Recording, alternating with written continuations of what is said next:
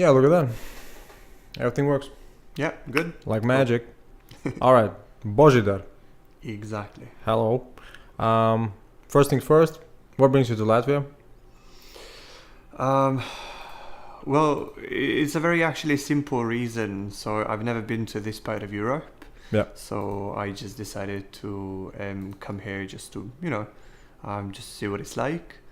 Because I'm on my holidays right now. My holidays started on Friday, last Friday. So I started off in Warsaw, and I went to Vilnius in Lithuania, and then I took the bus this morning and I came to Riga to Latvia, and then I'm moving on, obviously. So how did you choose to come to Latvia?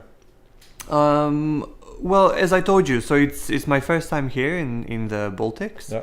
So I wanted to see what it's like. I had lots of friends actually from Montenegro studying in Riga, and I had some studying in Vilnius. So I just wanted to check it out. So basically, it's a overall Baltic trip, at least. Yeah, partly. true. I mean, I'm gonna move on to Estonia, to Tallinn, and then upwards to Finland, and then going to Russia, St. Petersburg and Moscow, and then going back home. All right. So Yeah. how are your impressions so far? About Riga or just in general? Yeah, everything you've seen in Latvia, Riga particularly, I guess. In Latvia, right? Actually, I'm very surprised. About what? I'm very surprised by the city because it's not something I expected. So I didn't really do the research beforehand. I just wanted to come here and see for myself. So I started off in Poland, and it was something that I expected more or less because I have already been to Poland. I visited Krakow, and then I went to Lithuania. And Vilnius was a little bit scary at the very beginning because so I got on the bus from the airport. The driver didn't speak English. And I mean, it was okay. He was sort of old and, but there was no communication whatsoever. When I wanted to buy the ticket, I was like, so one ticket. So he just did not respond. It was a bit weird. And there was this whole like little box that you needed to put the money into and then just like hand it into him. And then he just gives you back the ticket. It was a little bit weird because there was no communication whatsoever. Yeah. And it was kind of cloudy, and there was rain, and there weren't many people on the street. So when I got off, like all the buildings were sort of in a communist style, and I guess so. Yeah. yeah, and then I stopped some people to ask for directions, and they were basically like "Paruski," like no English. So it was a little bit scary, but then I got the chance, obviously, to meet the city. So it was quite okay later on when I went to the old town and met some people, and it was okay.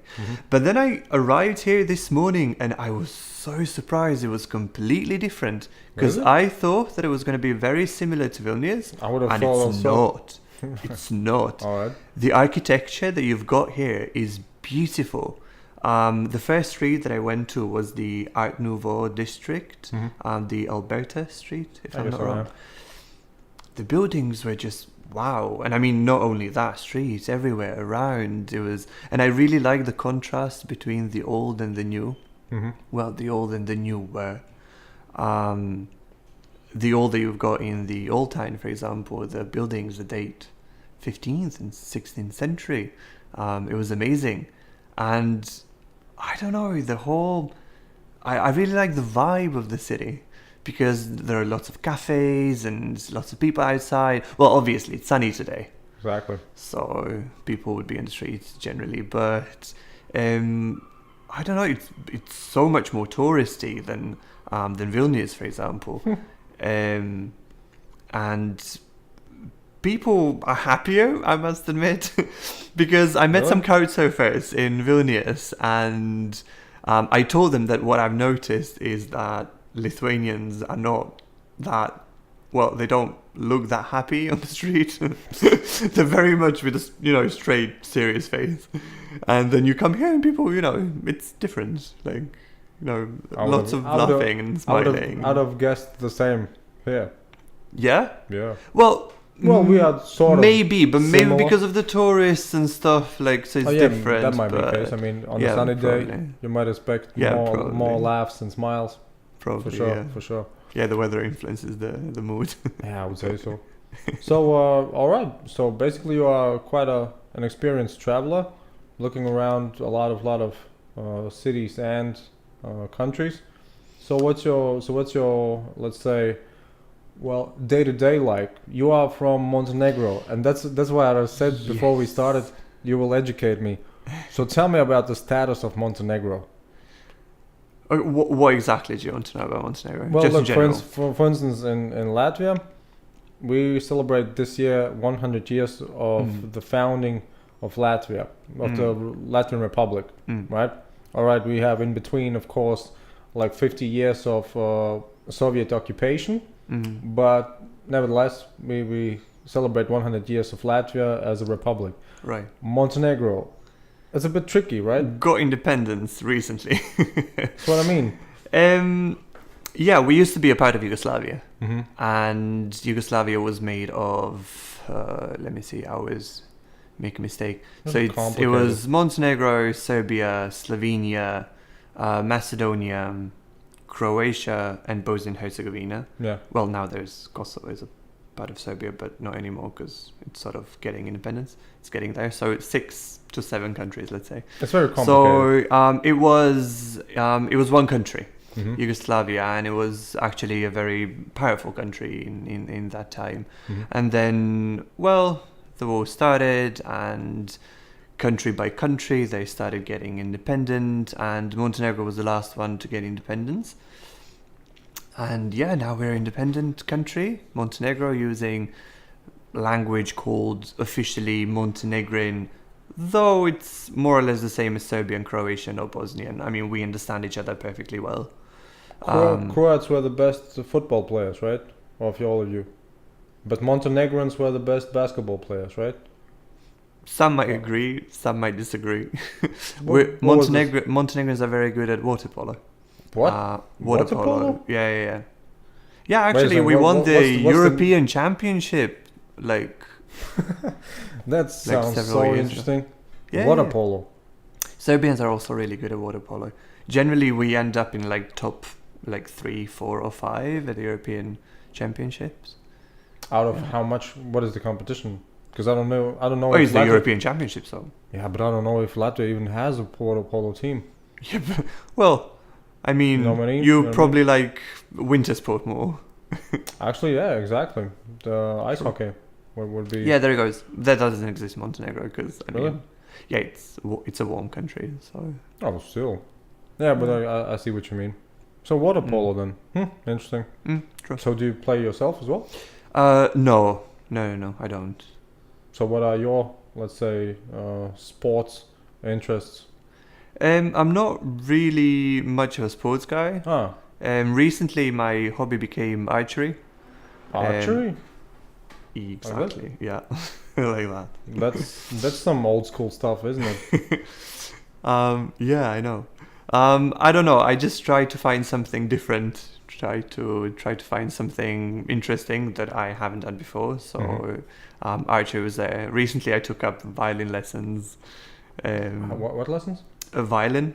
Oh, Yeah. just out of the blue. Yeah. Yeah, pretty much. Damn. Yeah, because I figured, I mean, I like music, so why not try? I mean, I think that it's never too late. I mean, obviously, I'm not going to be a professional in that, but So you know.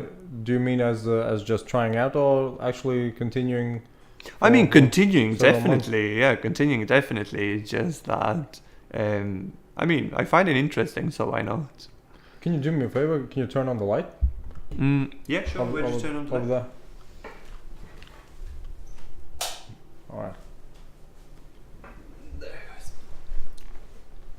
So anyway, speaking about Montenegro, then. Yeah. So what's the situation? Well, you got your independence when? 2006, if I'm not wrong. 16. May 6. Oh, 2006. May 21st. May 21st. All right. So basically, you would say 12 years have already passed. Yeah.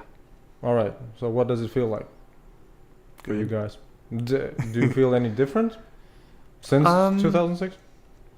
Because if you would have asked me, what do I know about Montenegro? I would have said, I think it was part of another country some time before, but I think it's just an autonomous region right now. in a sense that there's no, let's say, UN mandate for them to be a part of the UN or something like that, right? Right. So No. So Montenegro situation? is a country, and it's an independent country. We are the candidates to the European Union.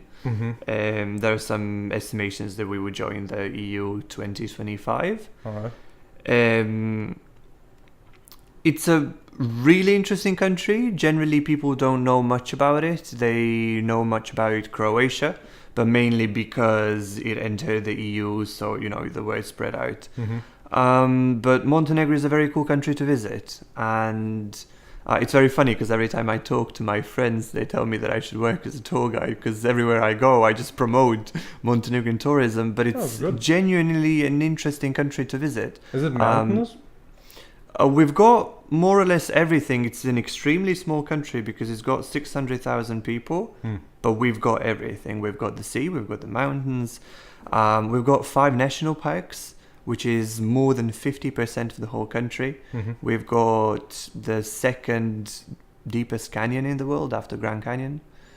We've got the cleanest river in the whole Europe called Tara River, where you can do the rafting. Sorry? Who gave you that title? I would guess I would have some people in my hometown who would like to dispute So like that. the official organization that proclaims rivers as the cleanest in Europe. Yeah, No, I'm joking, Clean River but Organization. it is one of the first ecological countries, I think, in Europe officially. I think. Also, you are sort of a very, very green country. All we're trying to be. Well, do I understand correctly that sort of Yugoslavia was full of, let's say, not necessarily brutal dictators, but still there were many, let's say, rowdy people over there? I mean, because my question would be, so how chill are you in Montenegro right now? And your fellow people in Montenegro? Actually, what I've heard recently yeah. Was a very funny information that I got about Montenegro, how they described it in the region, like the countries in the region, how they describe Montenegro, and they call it region? as in. So I went to Kosovo like a month and a half ago with a friend of mine, and I was talking to Kosovars about Montenegro, and it was my first time to be in Kosovo. Okay. And it was just there, but for some reason I never went. And I heard this funny information. They call Montenegro as Switzerland of the Balkans. We haven't really participated in the war too much. Right now, there aren't generally conflicts with no country around. I mean, it's a different situation to Serbia, for example, because Serbia's got issue now with Kosovo, and because they consider it as a part of their own country, and they want the independence, so there is a little bit of a struggle. Don't they have any conflicts with Croatia as well? I wouldn't say Or now disputes? there aren't any disputes or conflicts, but it's just that in the past, because of the war, obviously that's the generation that is still alive, so it's probably not the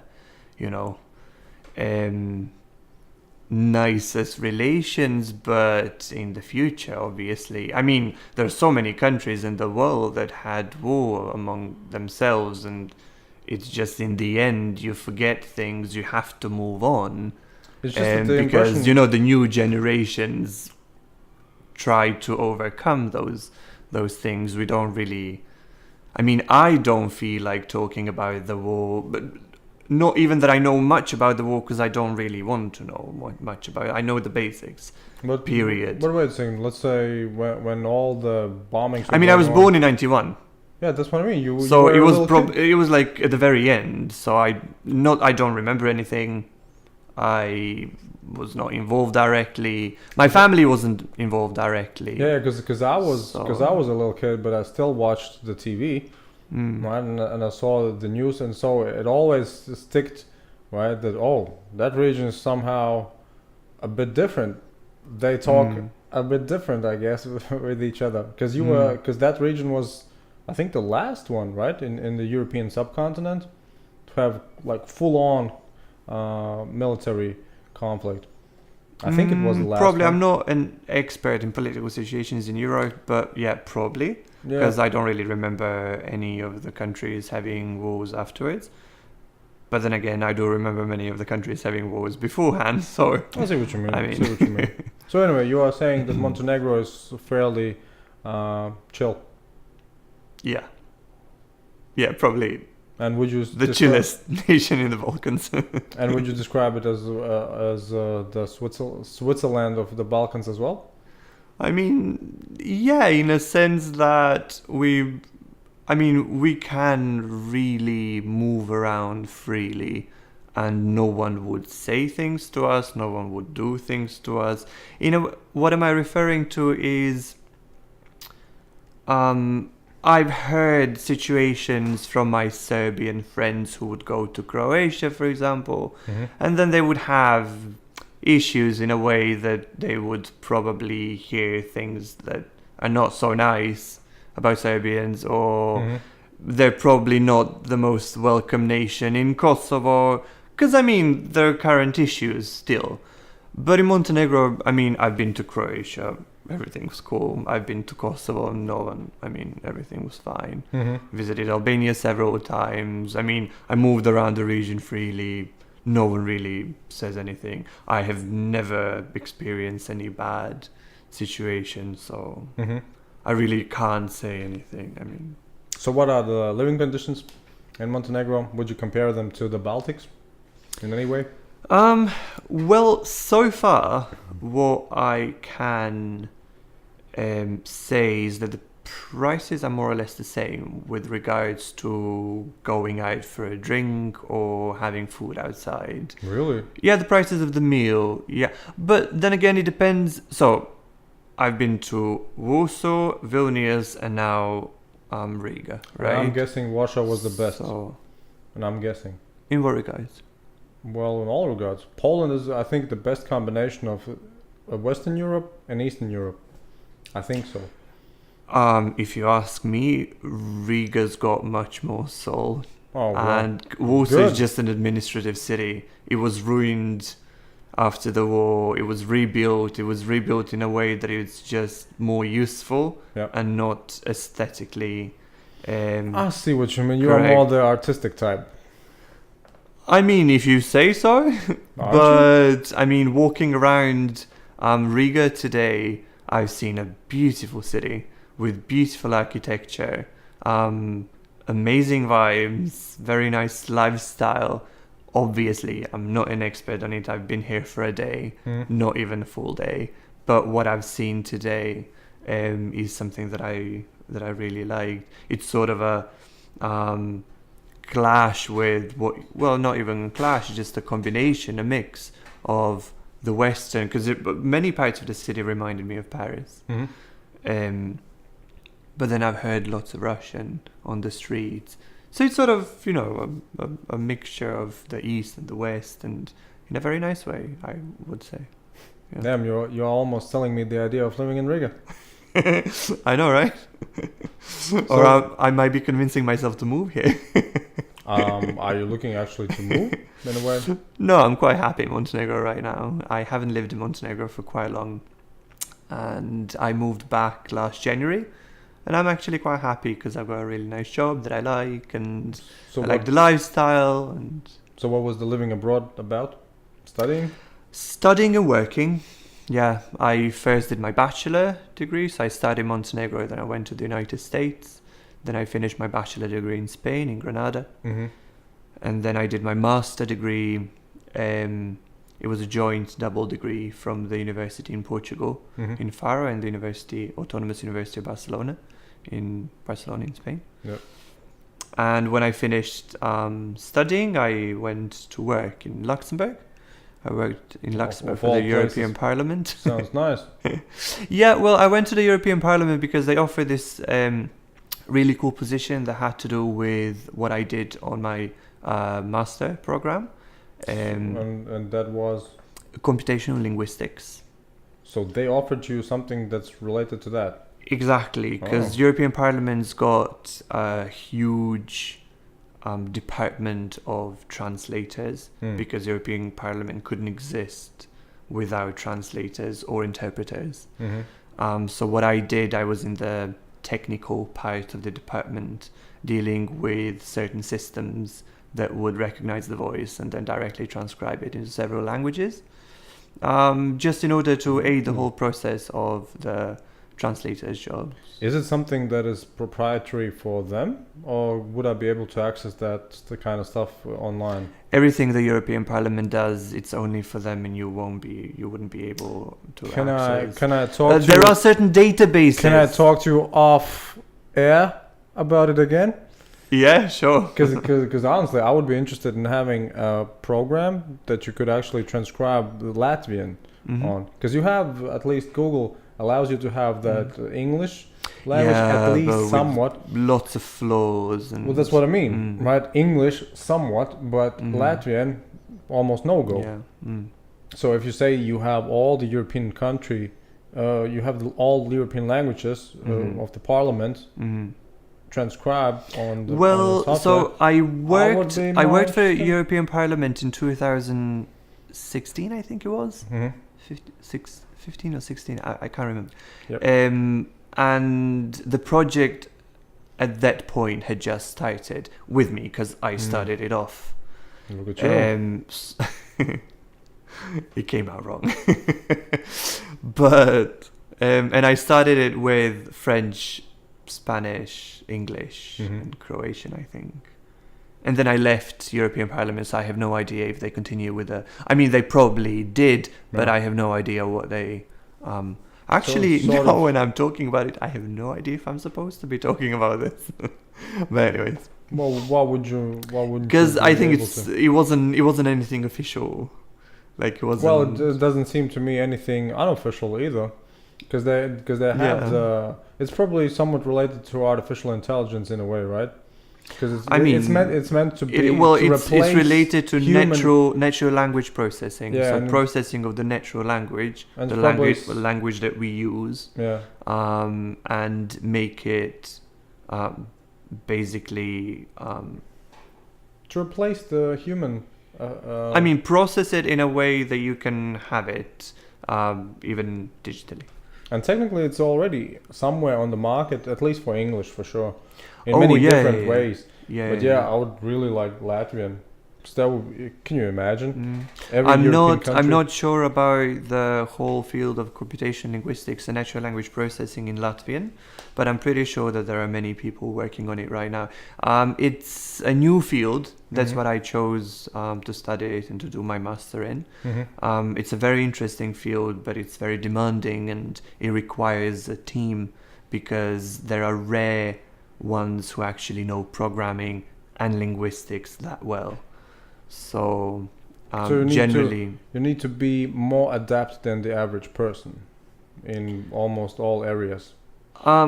I mean, not necessarily, but you should then, if not, you Doesn't should hurt. work, in a team. Yeah. So would you say that you are going to work in that field in the future as well, or what are your plans then? If you I'm left not the sure parliament? because my field of study is really broad and that part is really interesting, but I don't know if I'm gonna stick to it.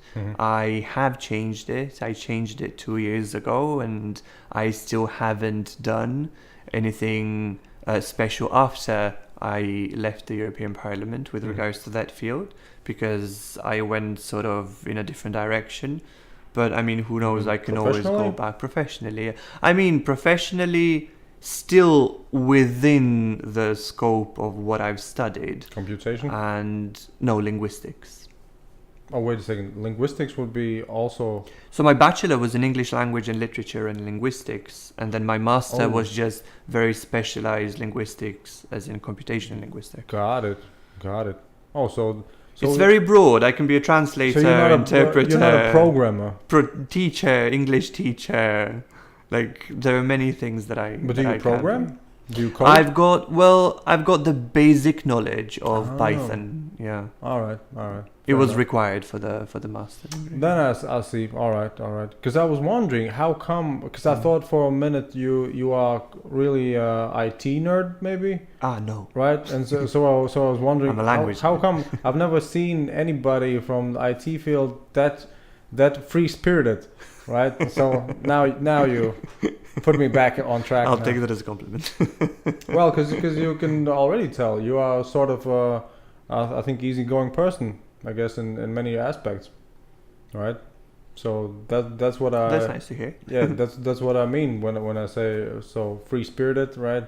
In the sense that you have I don't know, either it depends on experience or it depends on knowledge and intellect, but sometimes you can really see people who are more or less afraid or more restricted. I don't want to say they're just dumber, but you catch my drift.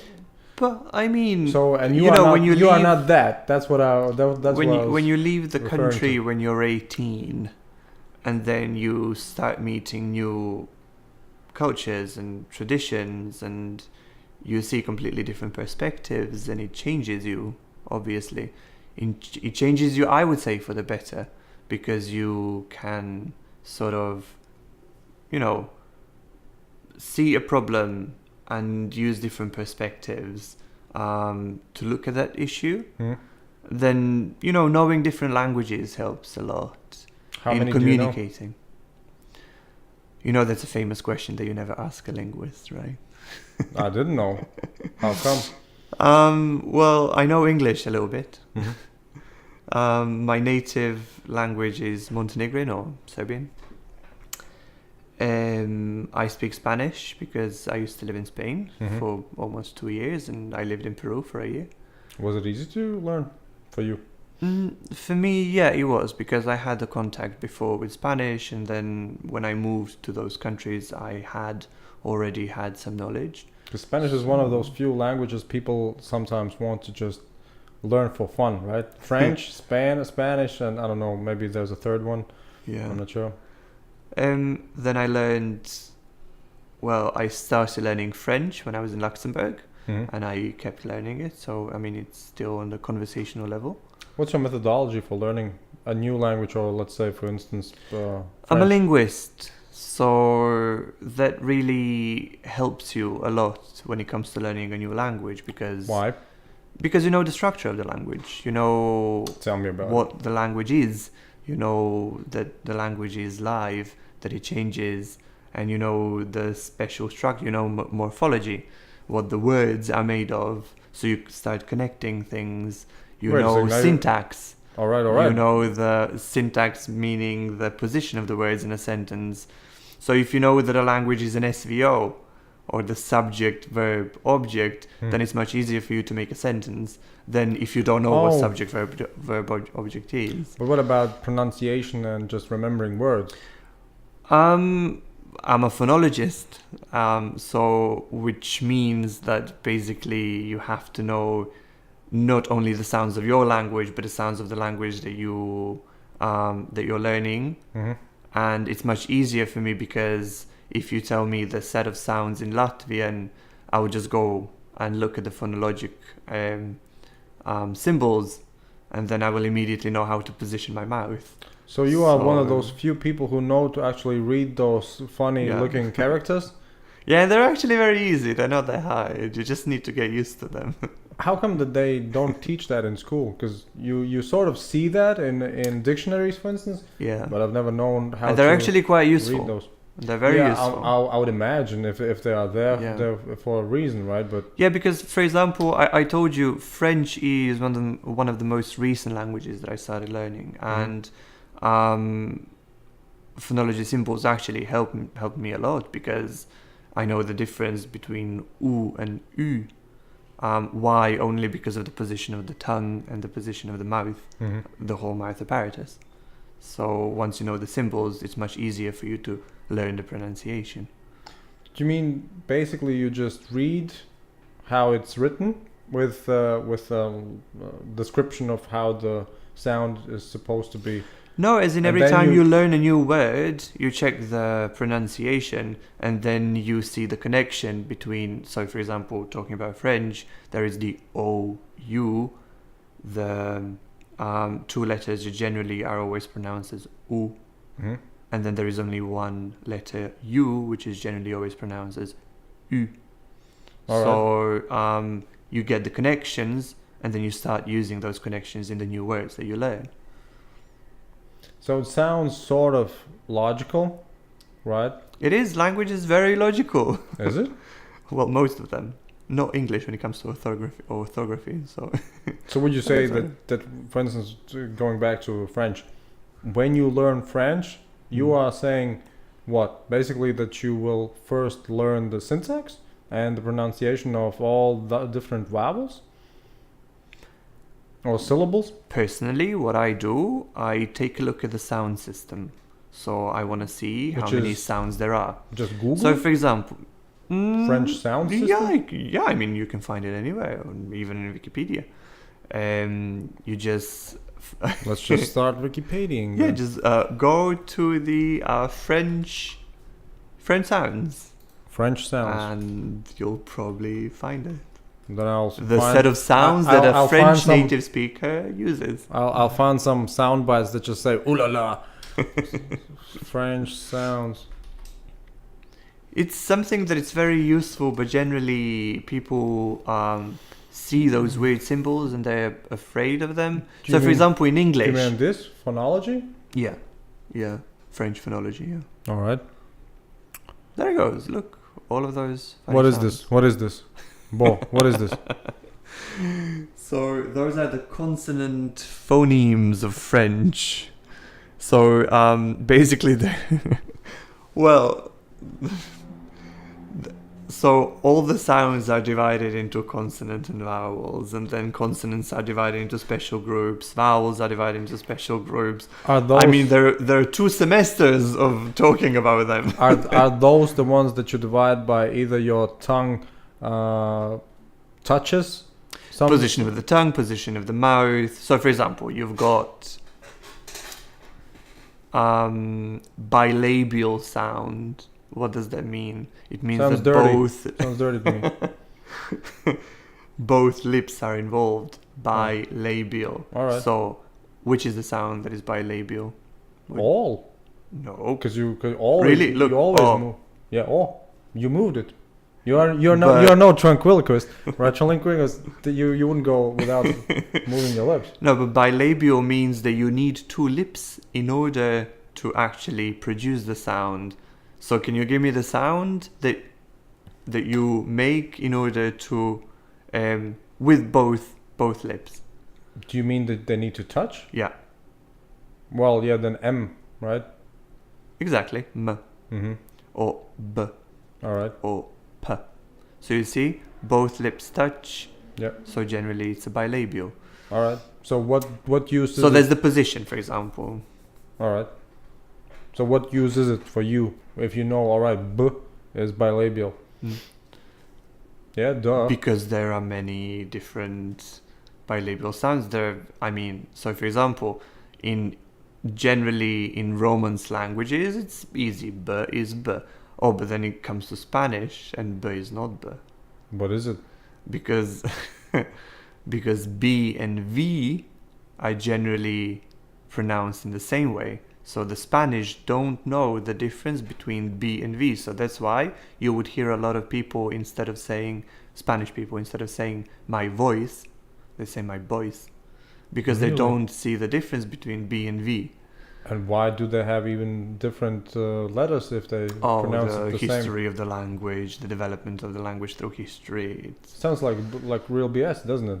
I mean, you have B and V, two separate letters, but you pronounce them totally the same. Yeah. Man, Spanish. Really? Yeah. Interesting. But they still I have. recently heard that in Arabic, there is no difference between B and P, so it's always B. So, for example, when they want to order, When they want to order Pepsi, they say Bepsi. Yeah, that would be funny. Well, but still, I mean, you could at least understand it a bit why B and P would be somewhat next to each other still. Right? But when it comes to B and V, did you say that sort of they would say... The position is very similar. Wow. Why not? Wow. That's crazy. I know linguistics is fun, right? Do you consider it actually useful that there are so many languages? Wouldn't you say, as a linguist, that actually we would just need, I don't know, 2, maximum 3, God, and we'll be all set? Imagine how boring that would be. But imagine, I mean, that would be the real Tower of Babel, wouldn't it? Having one language, everybody understand each other. I think everyone understands each other even now. Are you sure? Yeah. Coming from the ones who do want to understand each other, they do understand each other very well. Yeah, all right, but still, if you have, let's say, it would be a probably language it would be speaker probably and a foreign speaker. I mean, I see where you're going. It would probably be more useful with regards to economy, or with regards to politics, everything for linguistics probably, because then you could divide your time not between learning different culture vowels, for instance, but you could actually make some new words. You would have time to do that. You could create poetry. We have time even now for that. I mean, Esperanto's there. It was created by a doctor. Wasn't it corrected by just one dude? Yeah. So do you use it? Who probably had the same idea of the language as you do. Well, he just wanted to make a lingua franca, so everyone could use one language to communicate. To so. Yeah, but do you use it, or have you Esperanto? Used it? Yeah. No, never. No, it wasn't. See, who uses it? I know it's there, but who uses it? There are actually many native speakers of Esperanto nowadays. Many. How would you be native? Relative. As in, your parents speak the language, and you inherit the language from your parents. Well, inherit, obviously. You get it from where are those people? Do you know? Around. But is it somewhere around Spain? Mm-hmm. Yeah. See? Yeah. Those Spanish people, you cannot trust them. They make the language crazy. Well, what do you do? Spain is actually a very interesting region of Europe, because there are many languages that we sort of overlook because we think, it's an Iberian Peninsula, so there is Spanish and Portuguese. Mm-hmm. There are so many, because they speak Catalan in Catalonia. They speak Valencian in Valencia. They speak Basque. Sounds extremely interesting language in dialect. Basque country. Sounds like dialect. What do you mean by dialect? Well, wouldn't it be just a dialect of Spanish? Don't say that in Catalonia. They would not like you. No, it's a different language. Yeah, it's a different pronunciation, different grammar, different. Because I thought everything's different. Because I thought, for instance, Portuguese, for instance, is just Spanish with a lot more shh. Right. So I thought all the region speaks the same language basically, but it's just some regions have their own peculiar things. Not really, no. So would you say that Catalonian is totally a different language? Yeah, obviously, yeah. From Spanish, yeah. Really? So what language is it close to? It's a Romance language. So it's very close to Spanish, French, Italian. But a separate branch. What do you mean by branch? Well, for instance, you have Germanic languages, right? Yeah. Which would be English, German. Well, English. Dutch, right? Yeah, Dutch. Yeah, everybody talks in their weird way, but still you could trace them back to, Germanic. So Romance languages, Catalan, Spanish, Portuguese, Italian, Romanian. Yeah, but at least a Dutch person can actually, I think most of the time, speak almost perfectly German. I'm not sure about depending on the other way around. How much they learn the language and how much time they spend. Maybe it's related to the schooling, I don't know. But as far as I understand... But they're Dutch, obviously closer. It's so close, yeah. I mean, for a Dutch person, obviously, it would be much easier to learn German than for me. So Catalonian would be less like Dutch to German, but more like English to German, right? Sorry, come again? Well, you say that the Romance language, right? That would Right. be the sort of rooftop for all of them, but Right. the closeness. What Right. would be relationally, let's say, Dutch to German, or Right. more like English to German when it comes to the Oh, you mean difference? Catalan and Spanish? Yeah, yeah, yeah. The Oh, difference. okay. How is the difference gap? Oh, it's very hard to. I mean, it's very hard to compare it like that. Really? Yeah. Can you try? I This mean, big. No, because okay, so I can talk I can speak for myself. All right. I know Spanish, and when I moved to Barcelona, obviously I was surrounded by Catalan because you see Catalan everywhere. All right. And the first week, when someone would talk to me in Catalan, I really wouldn't understand anything. Hmm. But then I would see it, and I would understand most of the things. Now, as the time went by, I was able to understand more and more Catalan because my ear would adapt to it. Mm-hmm. I would start getting the, structures and the pronunciation of the Catalan words. So I would figure it out and then connect it to Spanish. So it was much easier, but we're still talking about two completely different languages. Because the way you described it, it sounded almost like people who go to England and then they go out of London, speak to some, I don't know, people in the countryside or whatever, or Liverpool, and they are totally lost. What? What? Yeah. No, but that's completely different what you're saying because Mm. we're still talking about the same language, just Sort a of. different dialect, right? Yeah, And different accent. But yeah, just like Portuguese and Spanish are completely two different languages. So now we can talk about how different Valencian and Catalan are. So generally, when you take a look at the language, it's very close. I'm not gonna say anything about those two languages as in like how similar or how different they are, but obviously they understand each other completely fine. There are certain words that are different, but they're mutually intelligible. However, people from Valencia, they claim that Valencian is different to Catalan and they consider it as a different language. I'm not gonna go there. I can talk about Montenegrin. Right? I can talk about Montenegrin. The difference between Montenegrin, Serbian, Croatian, and Bosnian. I can tell you that it's just the political situation. Well, according to me, maybe some linguists from the region would be angry at me right now, but I would say that we're talking about the same language. Just the political situation in the whole region. You mean Serbian? Call it whatever, but it's the same language. I mean, you can call it Yugoslavian. Really?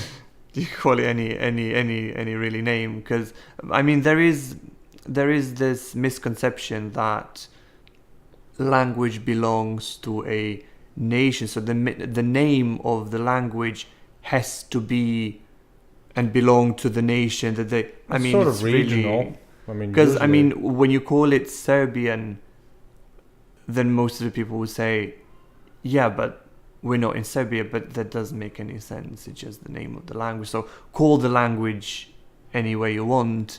So I'm talking about the similarity between the four types of the same language.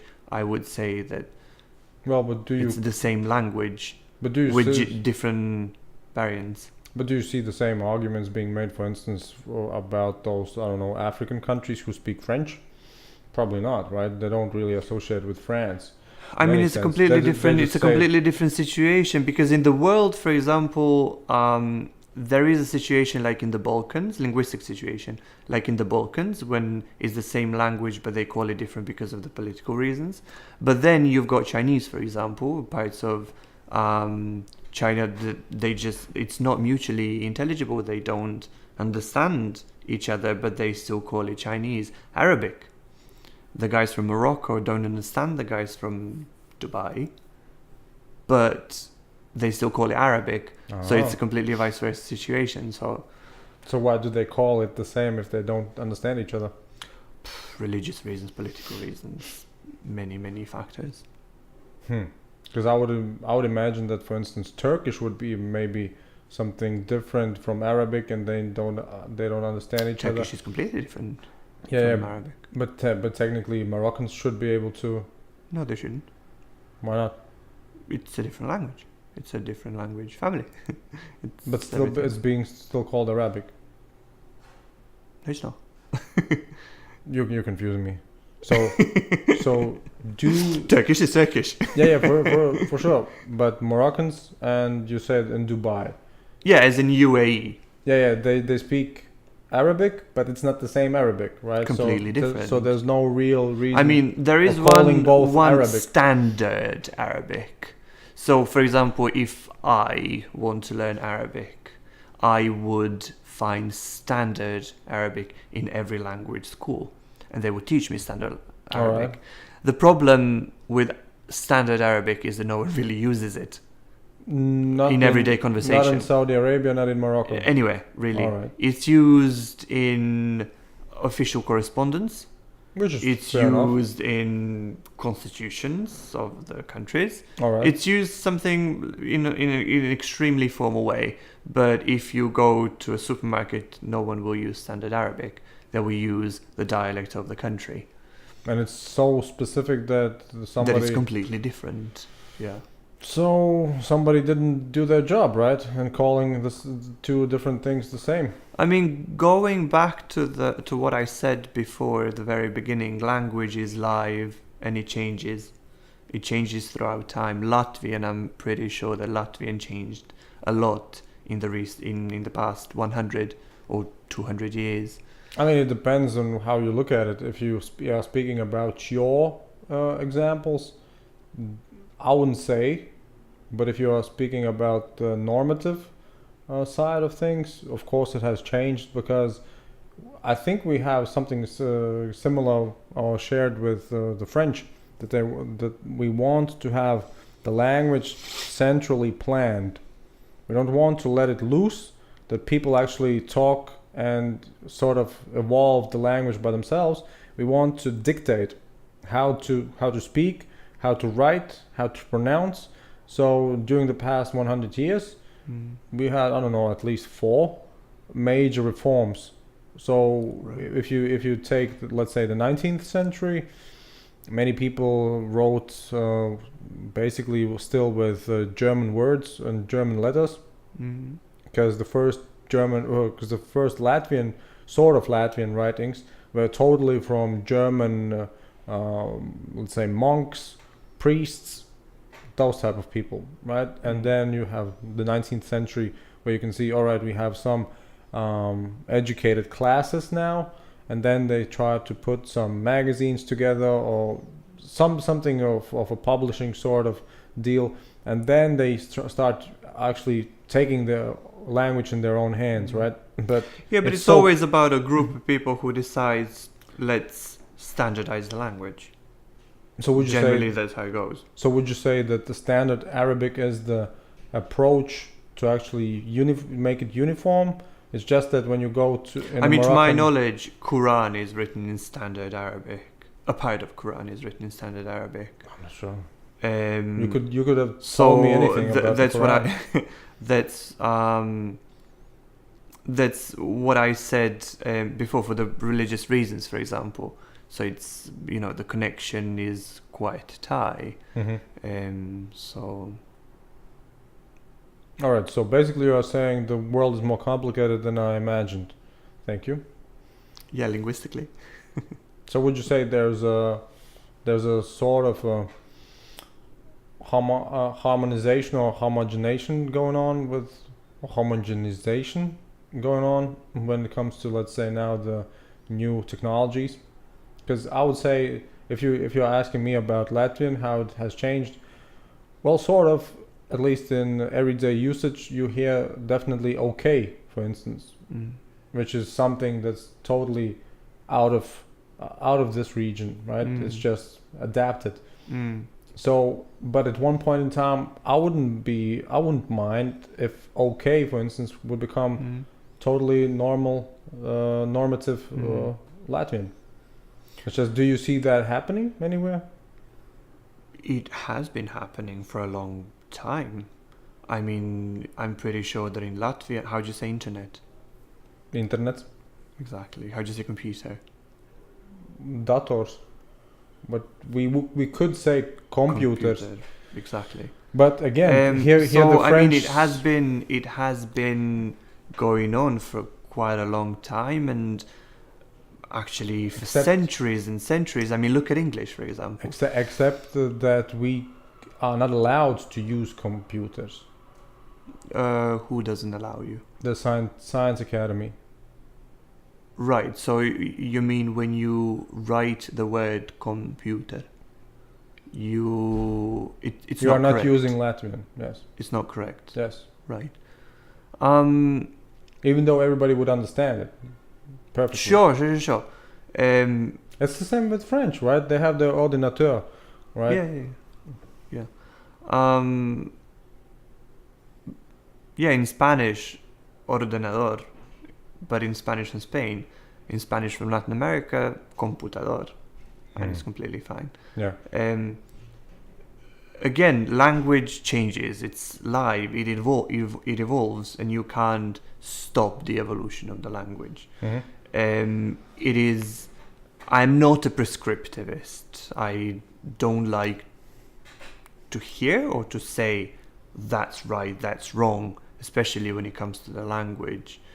There are many words introduced to every generally live language nowadays. When I say live, I mean languages not like Latin.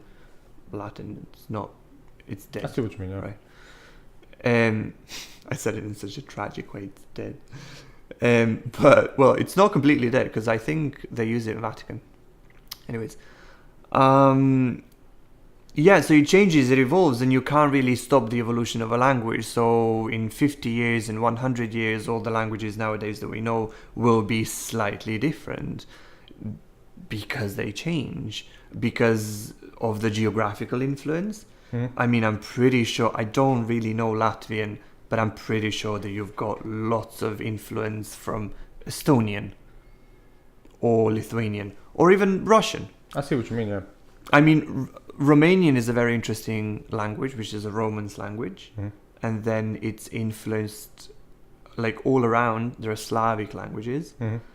And it's highly influenced by those Slavic languages. So in Romanian, for example, I thought they speak You almost won't. Italian. it is a Romance language, so it's the same origin as Italian or French or Spanish, which is why it's very easy for them to learn those languages. But for example, it's highly influenced by Slavic languages in a way that they use, I don't know, prijatel, which is a friend, and it's a Slavic word. Then they use da for yes, which is a Slavic word. So they use many Slavic words because of the geographical influence. So, and it's a norm. It became a norm throughout the time. So And nobody really language- controlled it, right?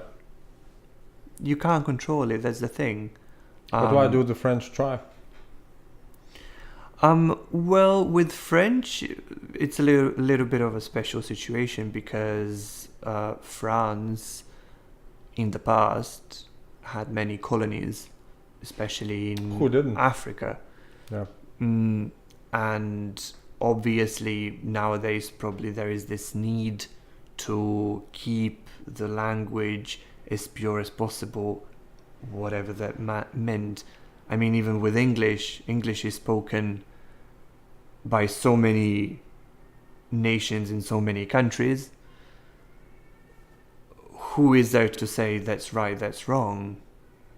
The Why French. would why would Australian English be wrong and British English would be fine, or American English would be fine and British English would be wrong? It's just a different variant of the same language, and they're all fine.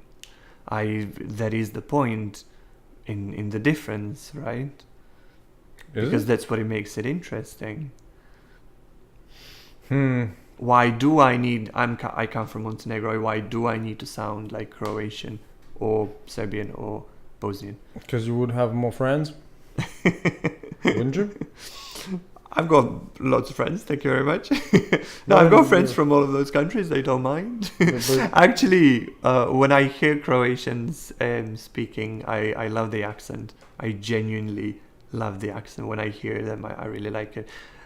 Especially from the Croatian from the coast, which is different to Croatian in the in the rest of the mainland. Mhm. All right. So you would say that you would enjoy more diversity than less diversity when it comes to language and the spoken word. Sure. Really? Sure. I mean, 'Cause isn't it? Because I think. Because I think. Listen to us, for example. Yeah. Isn't it? Why would you need to sound like me, or why would I need to sound like you? And English is none of our native languages, right? English Yes. is not your native language. Yeah. It's not mine.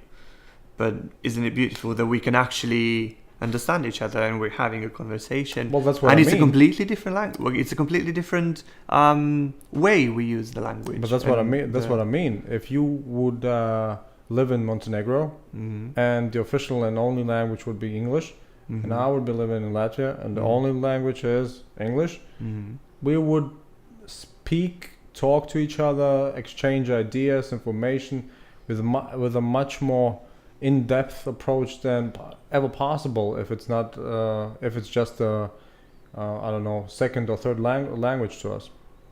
See what I mean?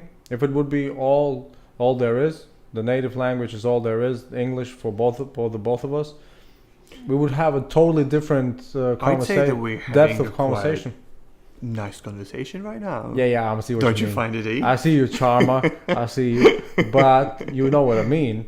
I mean, if you have, I don't know, the let's say 20-year experience of having only the one and only language you're using on a day-to-day basis, right? All ideas, whether fun, educational, or whatever, would be more intense. It's just inevitable, right? Whereas now, yes, Right. we of course we try to speak as we can. It's not that bad for the both of us, for sure. So imagine I strip you away of your what's that Lithuanian? Latvian. Yeah. And what would that do to your culture?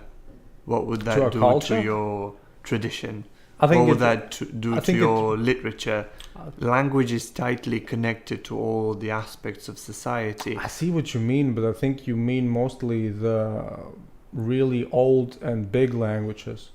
Because Latvian, it doesn't really get that far. When it comes to literature, you read it, and you have to only look, I don't know, 50 years earlier into Swiss or German literature, and you'll find the source, right? It's sort of a replica. And I think the biggest, I'm not sure what the Latvian people say when it, well, let's say your type of professionals in Latvia. I don't know how they consider it, but as far as I can tell, it seems to me it's just a sort of uncontrolled amalgam of German, maybe even ancient Prussian. I'm not sure, because we're the same branch. And then Russian, probably something Scandinavian in between. Oh, French probably, because before the euro, we still called our the 1% of the 1/100th. Like the coin? Yeah, the coin would be centime, right? Well, centimes, but I mean the French call their one centime, right? So I guess something came from them as well, because at least when it comes to the legal structure, right? Because since I finished legal studies. But I'm Right. not sure what That- exactly you're saying. So are you saying that Latvian has got a lot of foreign words in the language? I think or it's that its literature is not that rich? Or because there are many things that well, I would say both. you're sort of juggling. No, I would say both. If you imagine the, well, I guess you would. Yeah, but I mean, tell me the language that doesn't have foreign words.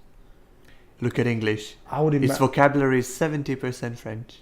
Yeah, but I would imagine you could take us back 1,000 years and see some written sources Mm. in several languages, Right. right? Not just Latin or whatever. Oh, so you want to say that Latvian is not as old as English, for example? Not as old and not as original, yes. Because maybe at Ooh, one that point in word time. original. No, I see what you mean. I see what you mean. But then again, when you ask me what would have happened if we had only English, I think people would be more free to think and to speak. Because nowadays, when you grow up in the Latvian school system, I think, at least that's my observation, you become more, let's say, indoctrinated. Oh, as you said, this is correct, this is not correct.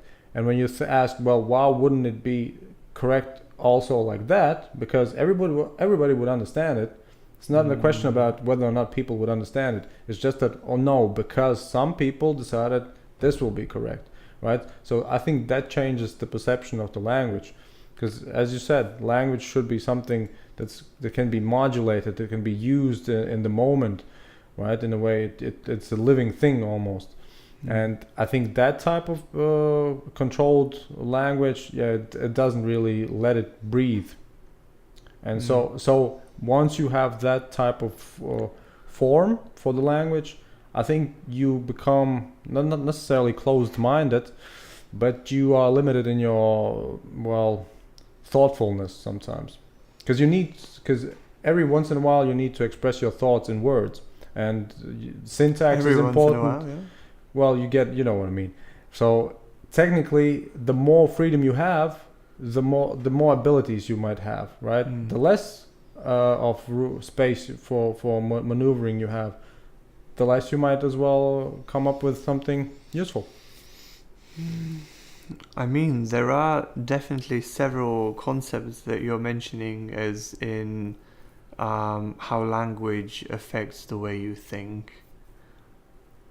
As if I understood well. As well, and for sure. Also you mentioned the concept of controlling and narrowing and boiling down the language to something that is appropriate only to a certain group of people.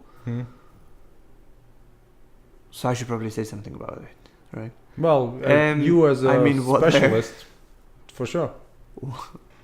Well, what they're okay. I'll take one concept. So in Montenegro, for example, since we got the independence, we've called the language Montenegrin. But we didn't just call the language the Montenegrin language. We changed it. We changed it in a way that we added certain letters and certain sounds that are not unnatural, but it's something that most of the people in Montenegro used. So, for example, the sound sh, which was not a standard in a standard Serbian alphabet as a letter, as a grapheme. So we couldn't really. So we would say the words. It's generally the combination of two graphemes, s and y. So that would be, for example, tomorrow we say sutra. In a colloquial Serbian from Montenegro, you would say shutra. So when we gained independence and we officially called the language Montenegrin, we introduced that letter and we write it as, I think in Poland, in Polish, they write it with S with a little accent. So we found a way to actually mark that sound through a grapheme, so now we can write it. Now there was a huge dispute whether that's okay or not, because that was the sound that was characteristic for the non-standard Serbian. So many people would say that what we did, we made non-standard Serbian standard one and called it Montenegrin. Sounds like it. And I would go back to what I said before and say that language is live, and I am not a prescriptivist. I like the change, but I don't like the abrupt change, and when you force something through the change, generally, I have a feeling that with regards to the language, what they wanted to do is to raise the national spirit, right, of the Montenegrins through the language. So they did those changes. So that's, for example, an instance of what you said, how a group of people can actually modify the language, change it, right, to how they want it. Because it seems to me for certain purpose. Yeah, because it seems to me, for instance, in German, you are more adapt to actually coming up with a new word in the moment. Usually it's just a combination of several words describing a particular thing, right? And I haven't really noticed that in other languages. I'm not really sure. Like jumping from a topic to a topic. It might be similar in your head, but for me it's just two different worlds, what you're saying right now. Yeah, I think you don't just I think you just don't realize it, but for example, you've talked for like several minutes before, and while you were talking you mentioned 4 concepts that were completely different to one another. Oh, well. And then when you stopped, and I was like, so what do I start with? So now, for example, you're changing to syntax of a language, and how German in German it's very easy to come up with a word. In English too, English is the language that is perfect for coming up with new words. So, for example, I don't know. So what's the reason behind that? Because in a sense, if you have that spontaneity in that language, it means people in a certain situation, when they don't really know how to call something, they come up with the word, everybody understands it in the moment, there you have it, right? Right. Whereas we, in Latvia, sometimes we definitely have, because it's not been around for that long, so you might have occurrences where you don't really have a word in the dictionary. I mean, it's not great for example, to compare it to English, because English has got one of the richest vocabularies in the whole world with regards to. But also because but at one point somebody had to make a new word, and it just became something that people use, and then it makes the vocabulary just richer, right? Yeah, Shakespeare did a lot of them. And that's my question, that what would be the essence for that? Because in Latvia it would be definitely needed.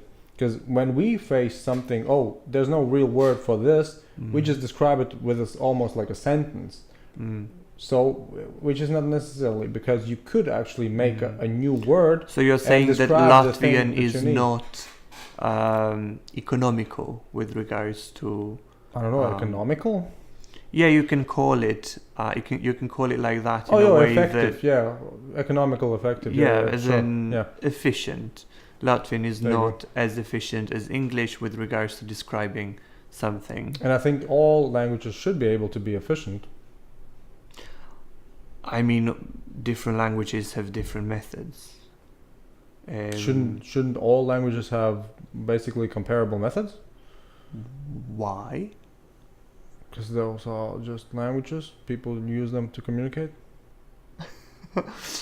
I mean, it's the same thing. Somebody uses their mouth, for instance, to just transport some information.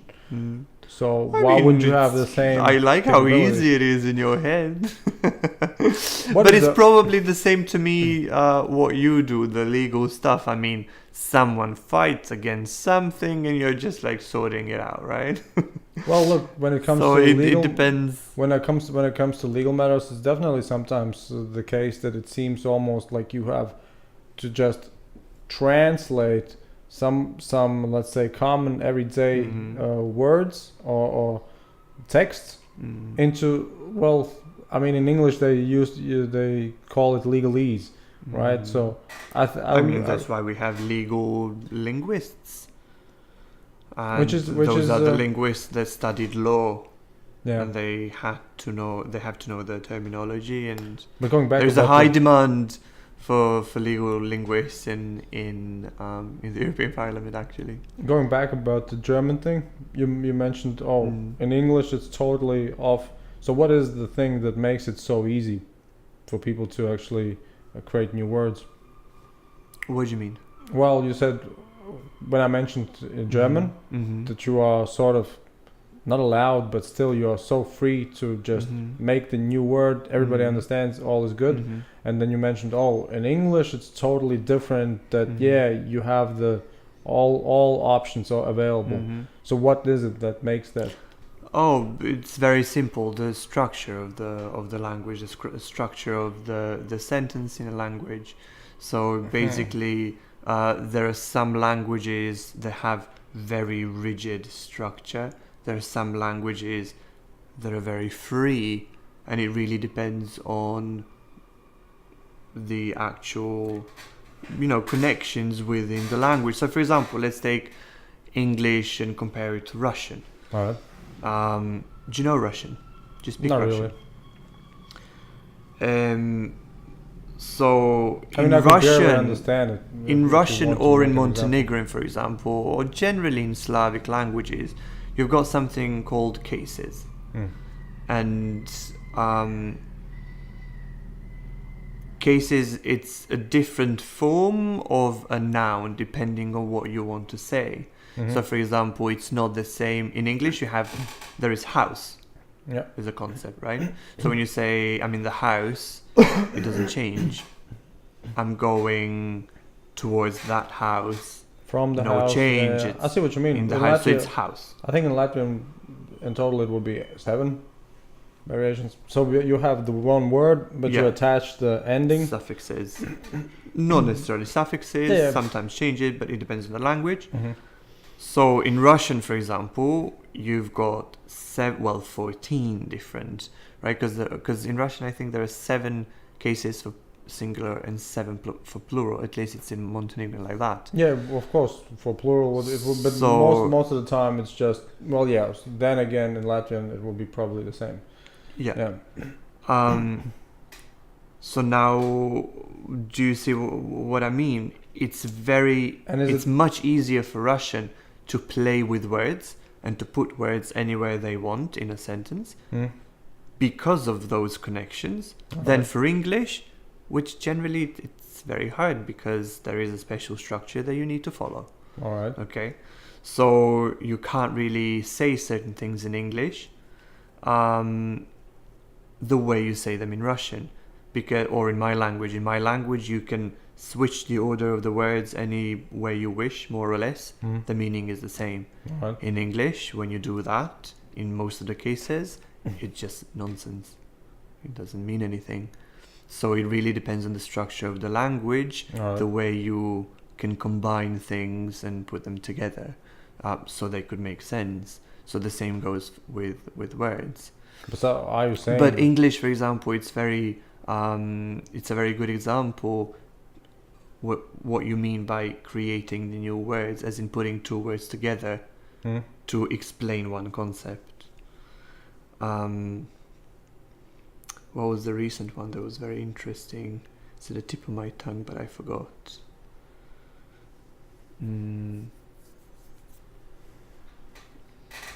But anyways, what you do in English, for example, you can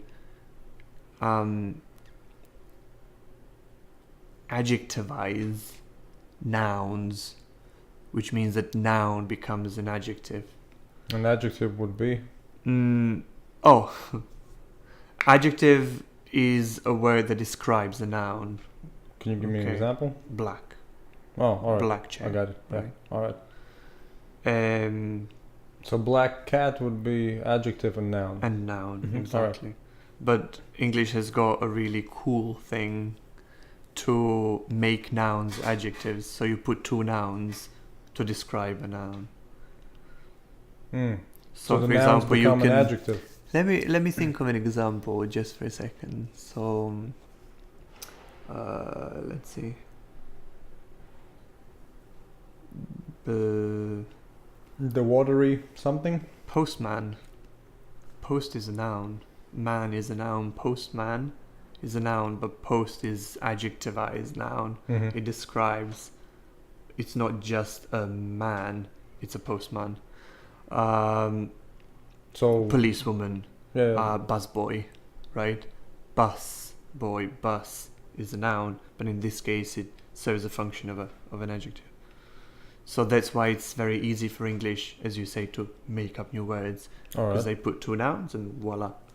So it's good, right, for the language. It's useful. Yeah, for the ones that can actually do that, yeah. So wouldn't you say that all languages are not qualitatively equal? Because a language has to perform certain functions, right? In a sense, The main function of the language is to communicate. Either aesthetically, well, or what would be the proper word? Audio aesthetically? I'm not sure. No, I mean the main function for the a language is pleasing- to understand, to communicate. All right, that would be the priority, and then you could basically just say, well, it has to also sound nice, right? In a sense that. Yeah, but what does nice mean when it comes to language? Well, don't you think that there are certain physiological aspects that would be somewhat universal? I mean, you have definitely that for the loudness of certain things. I mean, in all languages, some form of decibels would be too loud. To if you would. Oh yeah, obviously. Yeah. So yeah, because we're humans. I mean, that's what I mean. So there is if only you, so if you ask me much what that we would can be nice sounding, I guess you could make up something universally attractive, right, for a language. Yeah, but you don't need to, because generally, as I said, we're all humans.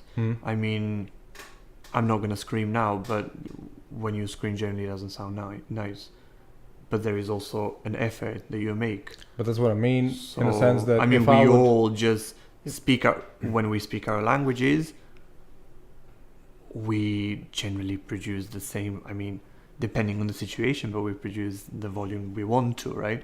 Because right now I'm producing this volume only because I don't need to speak louder because there is no audience. there in was front just of me, one, right? yeah, that was just one dimension when it comes to language. But what I mean is, don't you think that the, let's say, the tonality or the way of pronouncing something in different languages produces a different physiological effect on people? In the sense that you should be able to actually control your physiology, at least to some degree, by the way and by the language you speak. At least that's what I would imagine. Because if I would speak right in some sort of Arabic tone, I wouldn't feel as nice if I would probably try to speak some French. It just sounds smoother. Why not? I don't know.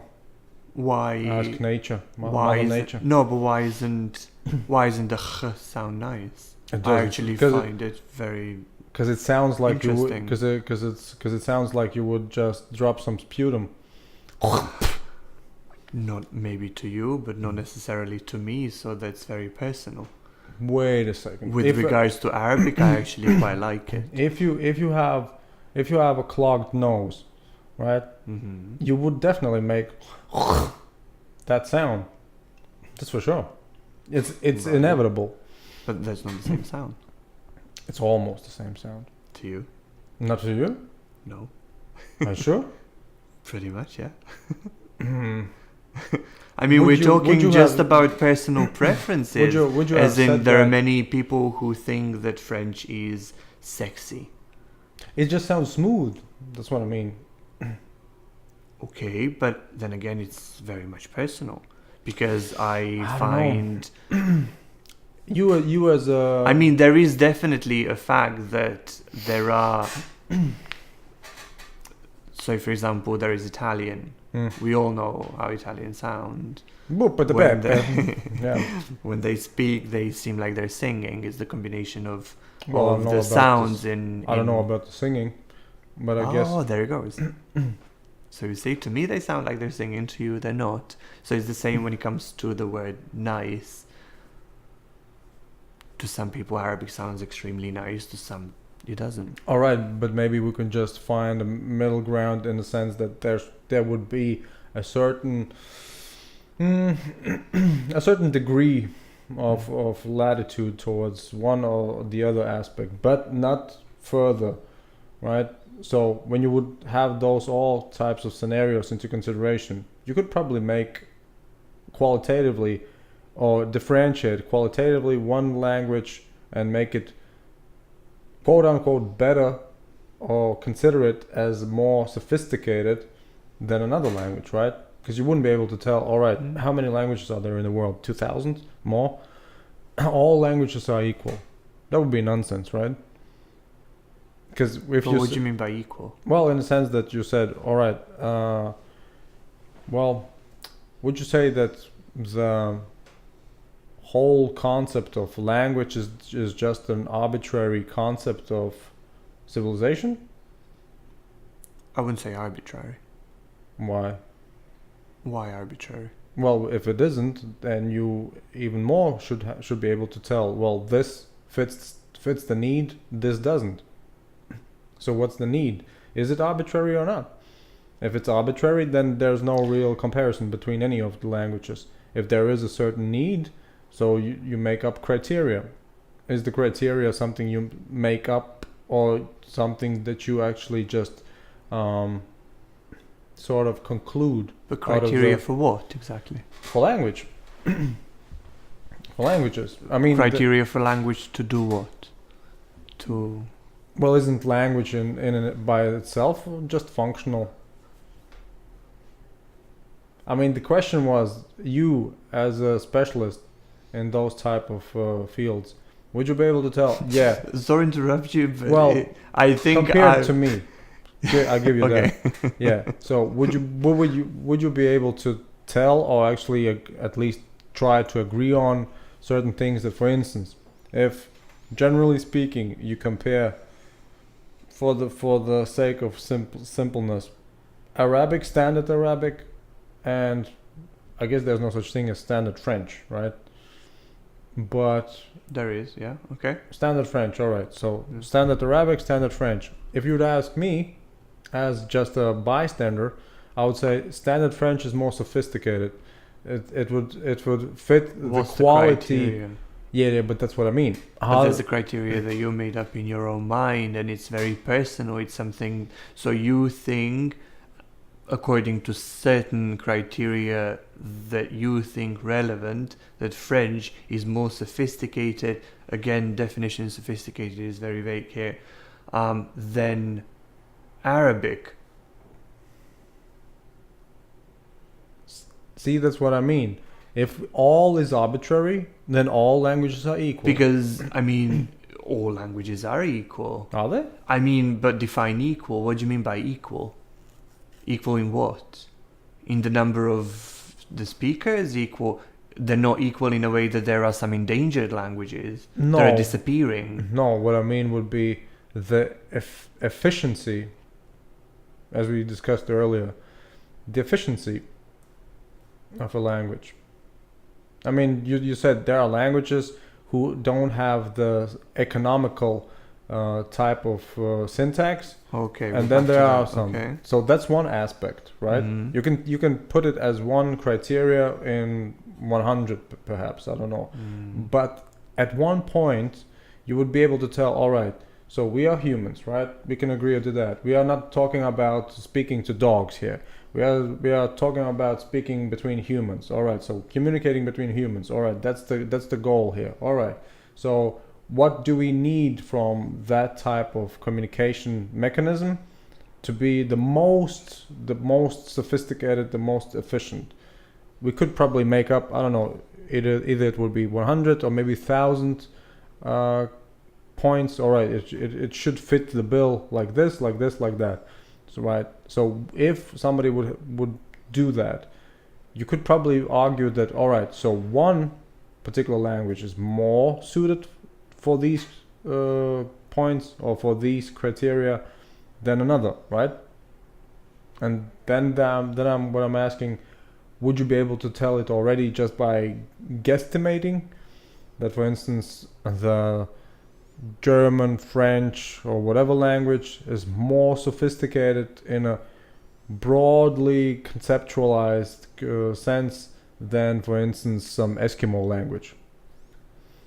I mean, just going back to the definition of sophisticated, if you tell me what exactly do you mean, it's impossible, with regards right? to sophisticated, the question, then the question you're asking is impossible to fulfill, right? Yeah, I mean, because it's just there are many words that is definition. Their definition is just extremely vague. So I mean, what you're asking is just it's very impossible to give an answer to if you haven't defined certain concept beforehand. All right. So okay, sophisticated. It's extremely broad. You can. What defines and something then as language? you mentioned efficient, for example. No. But what defines something as language? How can I know as a person how many languages in the world there are, for instance? Do I need to talk We to don't anthropologists? really Probably know not. exactly how many languages in the world there are. Because nobody can give a universal definition, right? At what point something's being No. considered. We all know what language is. It's just that it's very hard to actually know how many there are because, well, first of all, there is the problem that I said in my region. Hmm? Officially, there are 5 languages. Unofficially, many of us consider it one. Mhm. So that's one of the problem. Then another problem is I mentioned Chinese or Arabic. There are so many variants. Many consider it as different, completely different languages. Mhm. But officially it's one. So that's why it's very easy. It's very hard to actually talk about how many languages there are in the world. All right. Yeah. So that would be something that's dependent solely on just political will, nothing more. Not only political. Well, I mean, for you guys, you could For the Balkan region, have yeah. a consensus Mm. politically and say, no, we are 5 states, for instance, but we speak the same language. Why not? Because I mean, Switzerland wouldn't have a problem of admitting that German is one of their official languages, right? It's not a big deal to them. Yeah, they are a sovereign state. And yet they have more right to say that they speak Swiss than us that we speak Montenegrin. Well, many would dispute that. Wait a second, but does somebody argue that there's a Swiss language? Isn't there? Is it? No. It's not what I'm saying. It's just that there are many differences with regards to pronunciation when it comes to Swiss Deutsch and Well, I thought they just speak the Schweizerdeutsch. That's they sort speak of the dialect. Swiss. Yeah, they speak the Swiss German in a way that it's different from German that is spoken in Germany. But then again, even the In Germany, you German have regions. exactly. So, but Completely different. But technically, the point of what's the word I'm looking for? The taxonomy of language would be to be able to objectively tell you this is the border. After you cross it, It becomes a different you language. need to expect that you won't understand it if you are expecting this. There is such a thing. Because you can go from, if you understand German, you could go from Hamburg to Munich and sort of expect to understand everybody during the whole way. And after you But cross- it's really easy. We don't have to complicate it that much. And why do I say that it's easy? Because if you bring me right now a speaker of Croatian, a speaker of Bosnian, and a speaker of Slovenian. All right. So I would talk to Croatian person completely fine. I wouldn't ask once, sorry, come again? Yeah. Because I would understand. All right. I would talk to a Bosnian person, it would be the same situation. However, I would talk to a Slovenian person, and it would be rather difficult How come?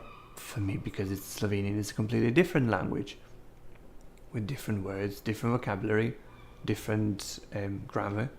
And while it's extremely close to Serbian, and when I see it written, I can generally see what's going on, what it is about. I can see the context. Yep. I can't talk to the person.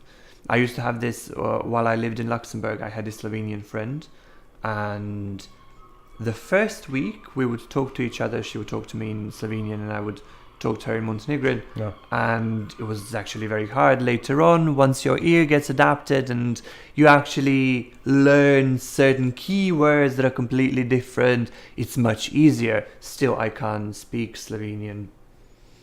it's a different language, right? So it's, in that sense, what you're saying, what's the border? It's very easy. Bring me the speaker of that language. If we actually can communicate, is it really a different language? But if we can't, then... So wait a second, are you saying that there's no real need to put more criteria than to fulfill just... There are many criteria. I'm just saying that we don't have to, right now in this conversation, we don't have to complicate it. I can just tell you. I mean, it's very easy, for example, to decide for you that Estonian is a completely different language to Latvian, which you talk to. Because it is. Exactly. So, because but all sorts of criteria, if we go to an Estonian right now and say, well, basically want to have a really a primitive thing done, right? We would might as well just start showing signs, right? So true. So that would be some sort of effective language. The body language, in that point, but it's still, the universal not, body language. This is generally walking. This is eating. This is talking. It's not as sophisticated, broadly speaking, not as sophisticated as... Again, that word, you really like that word. Yeah, but you will see in a bit what I mean, right? It's not as sophisticated as you and me. You speak English? Yes. Oh, very good. See? It's already a different ball game, right? By then. Yeah, it's because the latter is extremely complex. It's still the same need, right? It's just that, I can get there more efficient than just... So that's what I mean. Both could be considered languages, right? Not really. Why? I mean, the first one is not a language because sign you can't language? express. Wouldn't you? No, but no. That's different. So don't mix up body language and sign language. That's not the same. All right. So body language. Why wouldn't I just mix that into it? Because you can't communicate with body language fully. So what is so fully? You can't. Okay. So what is fully then? Explain me the concept of life in body language. Yeah, but that would be philosophical. Yeah, but I can try to explain the concept of life. Exactly. If you ask me such a question and I would need to show you the meaning of life, I would say, maybe you understand it, maybe you don't. I would have no idea what you just showed. See, it's an effective language, but you still gathered at least that information that I sort of answered you. It's a gesture. All right. So wouldn't be a word a gesture as well? Because a word can have different meanings. How does that make word a gesture? A gesture is something that we show with our body. A word is something that sound. All right. It's a group of sounds. All right. That but still make sense in a certain language. So that's what I'm after, right? You are sort of saying, well, it's all relative, no sophistication possible, who will define what, right? But then again, you have some commonalities, you have some common needs that a spoken word has to fulfill. Yeah, but that's something completely different. They are called language universals. So what are language universals is, for example, alphabet. Why would I need that? The language, it's the system that you use in order to write, in order to actually note down what you're saying. Wasn't that besides that, language universal is a gender. Wasn't that the case? Some languages have masculine and feminine. Some languages don't have gender at all. What about the Some Chinese? have three languages, genders. I thought the Chinese alphabet was so big that even Chinese people don't remember it. Chinese language doesn't have an alphabet. So what are the characters? Yeah. But wasn't it considered an alphabet for them? It's not. Alphabet is a collection of letters.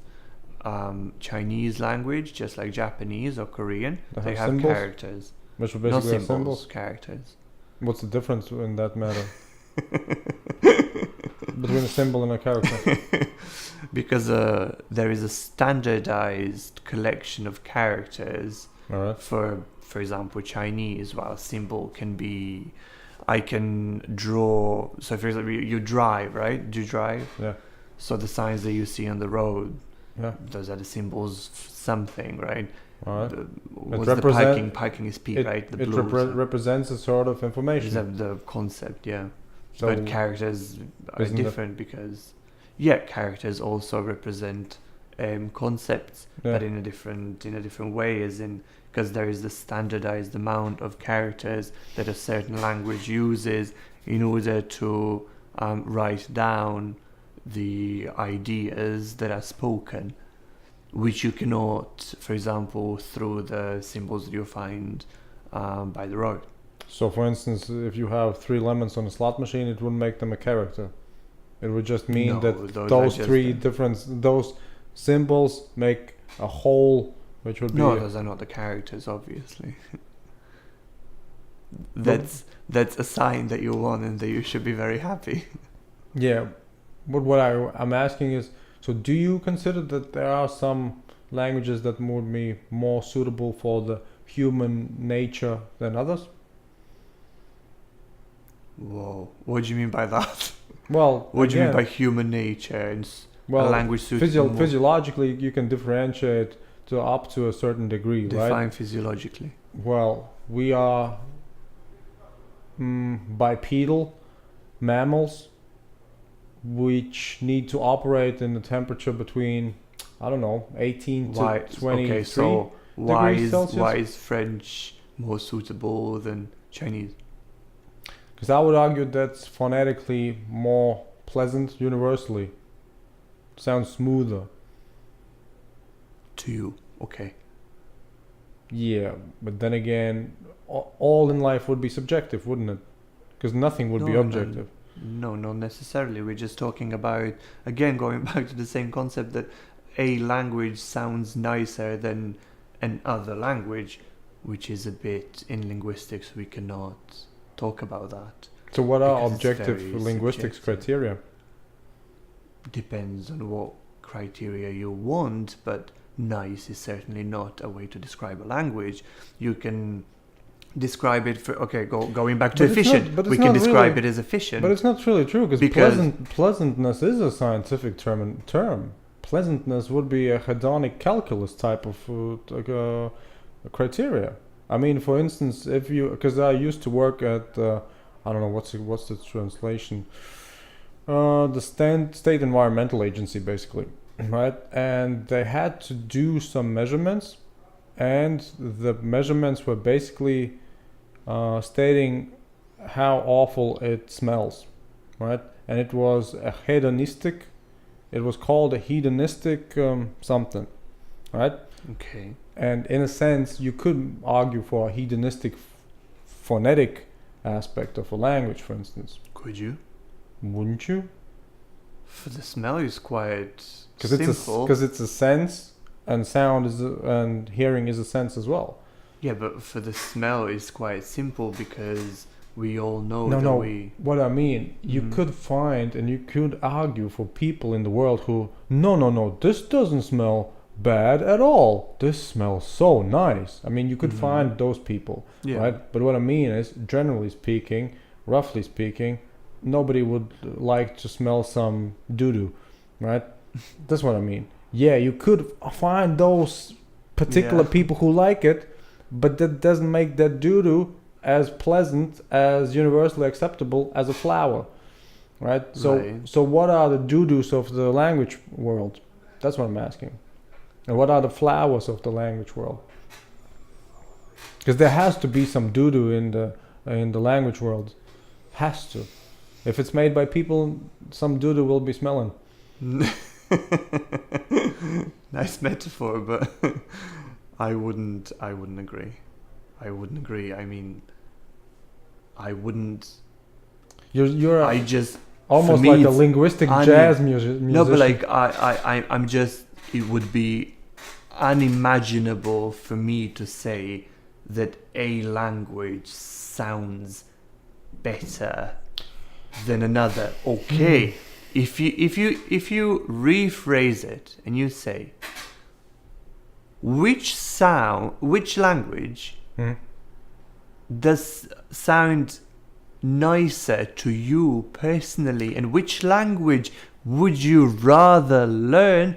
And then I would say, well, probably this, because I feel more, I'm more appealed But what to would that happen? language. What But would happen if you would take, let's say, 1,000 people, and you let them hear at least 5 samples of different languages spoken in, I don't know, by male and female voices, for instance, and then you ask them, and it turns out of those 1 to 5, 80% chose one.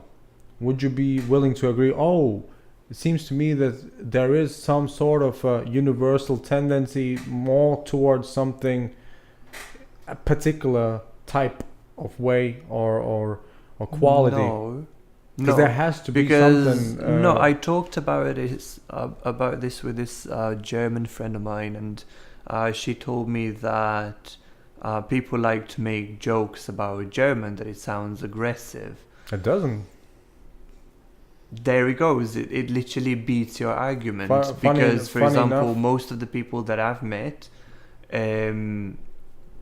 they told me that, ooh, German is such an ugly language. Ooh, it sounds aggressive. it's for those. But I just said it, and you were like, God, no. That was the same. Her reaction. I She get. said, "Oh my God." Because, for example, I there get was this your- meme in Facebook. On Facebook, I've seen this picture of a butterfly, and it was written in several languages. Mhm.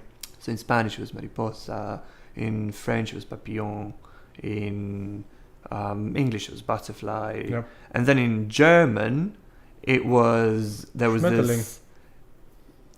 this image, a picture of this guy screaming, and with capital letters, Schmetterling. And obviously, when you say it like that, Schmetterling, it doesn't sound nice. It's not nice. That's what I mean. obviously. When it comes to those things. But then again, she pronounces Schmetterling. Yeah, It sounds actually quite cool, right? that's what I mean. So it And the funny thing is, Russians make fun of German to be such a hacky and ill-sounding language, and the Germans make fun of Russians that's a weird-sounding language, right? So in a sense, when it comes to those sociological things, it doesn't really make a difference to the. yeah, that's what I'm saying. To It the would be argument. very weird to say that a language sounds No, nicer look. than another. Anecdotes don't really make a point for an argument either way. What I'm saying is Obviously, there has to be some, I would say, equilibrium when it comes to certain qualities of languages. So I mean, obviously, that's what if there is a crazy person walking down the street screaming in any language, it's probably not a nice experience. So I would argue that it really depends on how you speak that language. You can say, "Oh, it doesn't sound," but it's not the language; it's the way the language is used. all right. And then the way you use it isn't determined by the certain particular qualities of that language. And I'm not saying that there are 1 to 5 to 10 to 20 to 100 criteria, but overall, generally, I mean, going back to the phonological system, it's just there are certain languages that require you to place your mouth apart in a different way than the others. So, but again, I wouldn't say that it's nice or not. because the overall question would be: are there any languages in the world that you know that, generally speaking, and as really generally speaking, would be more suitable to the needs of human communication, or to the needs of humans to use language in the first place, in the second place, in the third place? Because But the language basic need we use the language is to communicate. Every language that we use has its main purpose for us to communicate. So But don't you have any languages that are so that you just use it and you don't communicate. You don't communicate your but don't you ideas. but don't No. but don't you have any languages in the world that are so microscopic in their overall complexity that if you would ask them to explain something in that Right. language, they wouldn't Right. be able to, because Yeah, there they are, would have because there are only some the languages, especially endangered limited languages, languages. they don't have certain concepts. Yeah. So in that case, wouldn't you be able to tell, all right, this language is definitely not the contendant for top one spot of best language ever? Again, I define see, best. I see what you Okay, mean. That you so- always say, well, depends on, of course, but generally speaking, this one is out of the picture, right? The one who doesn't What even for? offer Out of you the picture, tools to explain something, that is out of the picture. What for? To become a lingua franca, probably. Oh well, no. To actually, I would say, advance the human communication in the future. Because wouldn't you say that if you don't have any criteria for evaluating a certain aspect of human everyday life, how would you be able to improve it? The human life, I mean, not the aspect. Because the point of civilization, for instance, would be to improve your condition, right? Your human condition, right? I mean, look at you. You don't definitely look like you would 100 years ago, right? That's because people weren't satisfied with the things they got at that time. And in 100 years, people won't look the same as now, because even now people are not really satisfied, because we can do better. It could be better. Okay, so you mean how? So is it the same for language? That yeah, it could be better. So it means to improve, we need to discard the inefficient stuff. I wouldn't yeah. say discard. But Why not technically, improve? There is a situation of Quechua in Peru. about what? Quechua? Quechua language. What That about is the Aboriginal language of Incas. Mm-hmm. I mean, or for example, Gaelic in Ireland. In it Ireland? Is it Ireland? Yeah, it's Oh, Irish. alright. Yeah, I mean they speak English obviously as an official language, Mm-hmm. but official language is also Gaelic, Mm-hmm. and it faced actually it went through a rough patch like for many years because it was neglected. But they are reintroducing it now and reinforcing it. So, for example, even now at the European Parliament, you have it as an official language. So all the documents have to be translated into Gaelic in order to revive the language. They're actually doing a very, very good job. But it so seems to why be would political, we need to, isn't it? But what, no, not really. Why would we need? It's more cultural. Why would we need to discard Gaelic? Why isn't Gaelic as equal as English? Why wouldn't it be? It would be basically like taking away the whole identity from a certain group of people. Yeah, that's what I wanted to say. It's more related to identity politics than it is to actual efficiency of language, I right? mean, As a tool. culture, tradition. But wouldn't language be just a tool? It is a tool to communicate. So wouldn't it be the case that a tool has to be somewhat efficient to be a tool? Yeah. Because otherwise it's just a stone or Yeah, but it's something probably that's the just an definition object. of efficiency that it's not clear. As long as you communicate your ideas, the language is efficient. As long as you can say what you mean and express yourself in a clear way so everyone understands you, the language is efficient. Now, there are languages that express it in this or that way, Mm-hmm. but that doesn't make them more or less efficient. Or the languages that are live, they're alive for one reason, because they're efficient. Or maybe just because people want to stick to their identity culture. But would you really stick to something that does not provide you with the tool to express yourself? So how can you even imagine speaking something that no one understands? Why would you? Well, we actually have that case. I mean, in Latvia you have I don't know how to call it in English, I guess the Libyan language, which is definitely another language. No, but that's a different no, situation, because it's probably a language that unfortunately died, or it's still barely live. Because nobody really needs it. That's the harsh reality. I mean, they would like to stick to the culture. This is our sort of culture. Well, I'm heredity. sorry, but I'm really much blaming Latvian government for that. No, they protect it. But Do they? Because yeah. I mean, if it's that endangered, No, I mean, those Irish people- government's doing a great job. No, what I mean is those people who come from the region and stuff like that, if they would just multiply like rabbits, right? No problem for them.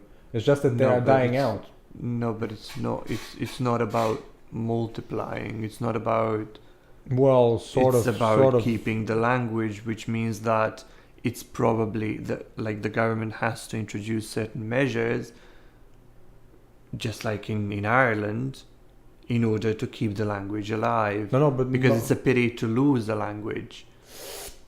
I guess that's we definitely part ways here, because if you say it's a pity to lose something that's unique, I would say the world is full of unique, unuseful things, unnecessary things even. So, it's just so happens that something unique. So is you there. would be completely fine that in 100 years Latvian disappears. I think it actually will. Because Latvian, as we speak Well, it I would today, disagree, but is from I guess 95. See what I mean? It's not like we have. yeah, it's, but I it's mean not there like, is the whole history. Like it I mean, didn't I could- become. I mean, it I didn't. could It didn't come to be in 95. I mean, I could show you the writings of my grandfather or his father, Mm-hmm. and I could, if I really, really wanted to, yeah, I could decipher basically every word, but it's definitely not proper Latvian. No, so it means that type No, of... it's not the Latvian that you know nowadays, but that it was probably proper back then. It just the language because it changed. wasn't regulated at all. I mean, There you go. So there was a group of people who regulated It's not it. it's not to say that his neighbor didn't speak or write a different way, right? So that's what I'm saying is that we don't have a big history of that's how we do it, right? But it seems to me that when it comes to identity politics, meaning to we need our sovereignty, we need our wholeness, our whole holistic identity in the world, language is a big part of it, right? You sure? Whereas doesn't seem to be that necessary to have an identity. It's just Ooh, I would highly disagree with that. well, look, in those cases I just compare it to sports teams. You could have a chant that's so specific for a sports team, and you could say, yeah, that's because I'm a patriot for my sports team. But then again, yeah, dude, but you're still just a sports team fan. It's just a chant of your sports team. It's not what makes you human. It's not what makes you the cultural being that you are. Yeah, no, but I wouldn't It's not go the that chant. far. I wouldn't go that far, but Well, identity politics would be that far. Identity politics. Geographic. social saying things that a are language does as they are. not influence your identity and that it's not tightly connected is No, not acceptable. Actually, that is what I didn't say. Language does affect you. So that's what I mean. If we can discard the ineffective ones and concentrate on the effective ones, everybody would be more the benefactor. But who is there to say that there is an ineffective language? That's why I'm asking you, who is there? Because there has to be somebody who can actually But I already evaluate it. told you, so as long as you can communicate your ideas, just because we live in capitalism, and look.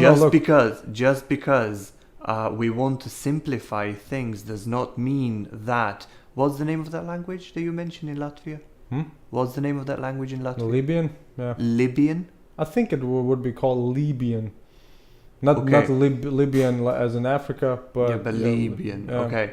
So, I mean, why would Libyan be less important than English? Why would?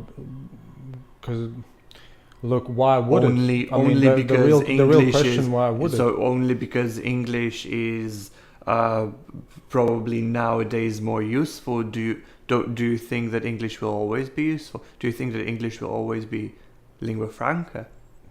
Depends on whether or not Not we necessarily. encounter some aliens, I guess. Latin used to be. Look where it ended up. No, dead. man, you are comparing Latin was lingua franca. Yeah, Not He not, died. not in yeah, but So why yeah, wouldn't but English not, die? yeah, but not for the Aborigines in Australia. I mean, lingua franca in the known But for the world. whole known In the world, known world, exactly. back then it was lingua franca spoken by millions of people, and he died. If that, I'm not sure. French was very popular, so even in the Russian court it was spoken. Yeah. I don't see the French. German is is lingua also francas. spoken, right? I mean, many languages. The situation changes. It does not necessarily mean that English will stay at this stage forever. It can literally die. Yeah, but in it definitely hundreds of will years from be the now. longest one for sure. Not necessarily. Well, if you look at the whole picture, never has there been a time where you have such a communication network all over the world. So Yeah, technology. Yeah, you I would say there is an argument that we are Yeah, there is. shifting, Yeah, there is. that history is not repeating itself so much. But then again, I would like to argue, yes, I would definitely say the English language in all of those sophisticated criteria, so to speak, You really love. would be yes on the top compared to the Libyan one. In no shape or form would the Libyan be more I agree, highly because of the- valued than Yeah, And so- highly valued, not as much used as English. Yeah, that's for sure, because the situation is like that. I really don't understand why wouldn't you make a value judgment? I mean, you are basically saying all those thousands of languages are somewhat Because a value by judgment- themselves. A value by Because themselves. value judgment.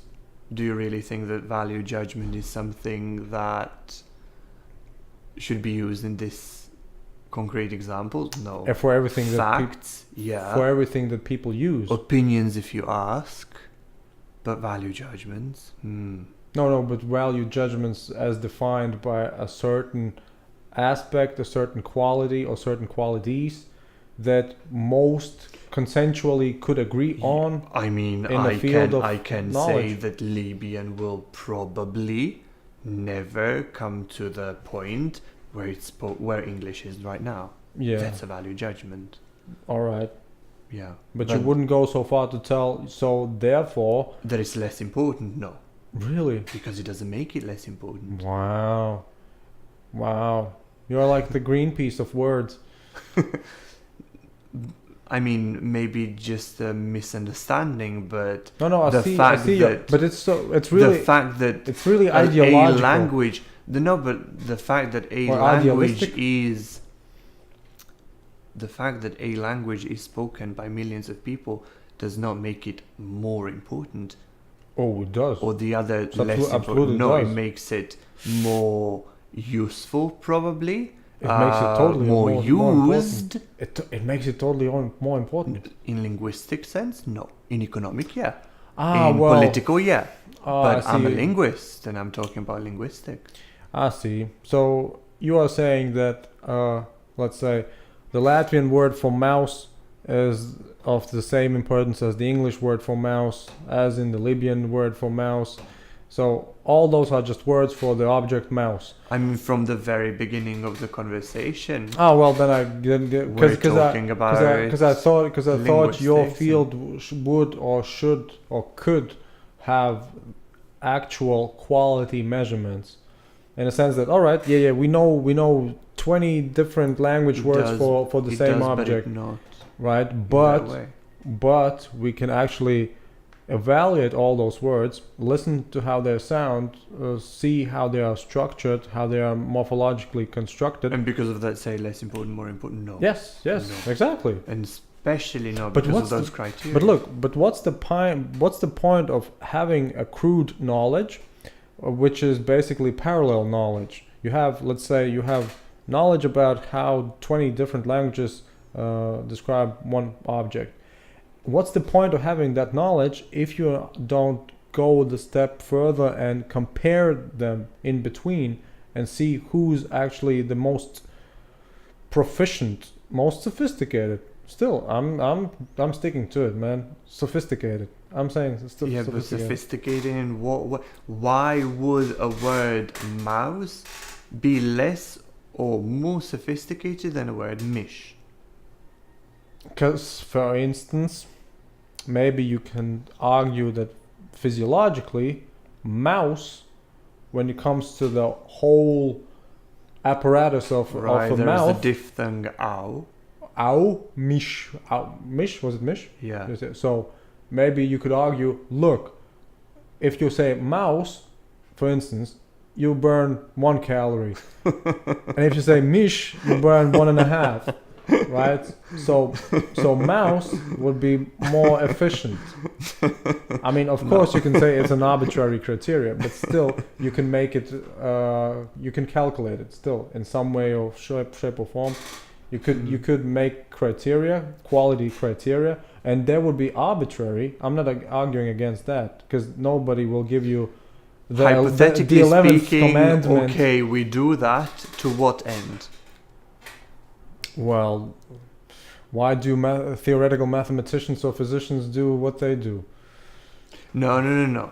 Let's stick to the topic. To what end?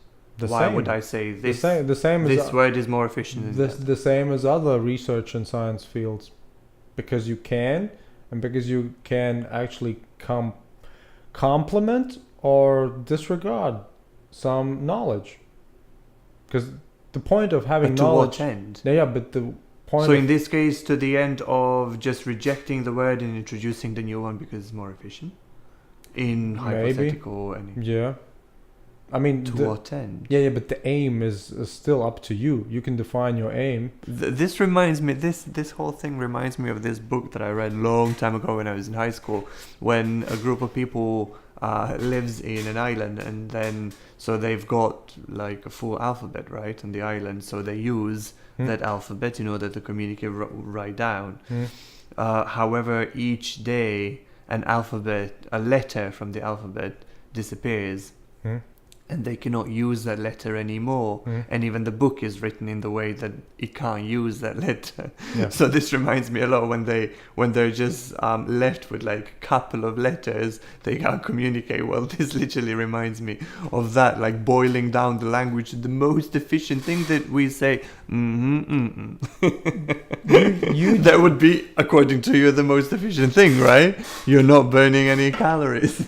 Well, that would be as one of the options, but imagine how boring our conversation right now would be. No, because that would be, look. You can take everything to an extreme, but what I mean is, like, take your island for instance, and somebody is just left ashore, right? He has to sort of survive, right? But at one point in time, if let's say it's a group, let's say it's 3 people, at one point in time they will start to explore the island. Now you cannot tell me, well, that's because they had made a hypothesis or made a definitive aim what they will find or what they want to find. No, it's just because, all right, we are here, we have our time on our hands. Okay, let's so see what are you trying to say? So maybe during the process you find out something more that you didn't expect, and then you make another observation, make some other changes. And so connected to the topic is that, all right, we know 20 different words, let's start comparing with each other. Why? Well, maybe because it to what end? Because when you're lost on an island, the end is to survive. That's why explore. To what end would we compare 20 different words from different languages for one concept? To communicate. But we already communicate. Yeah, but I don't understand. Yeah, but we explore the island because we maybe survive better.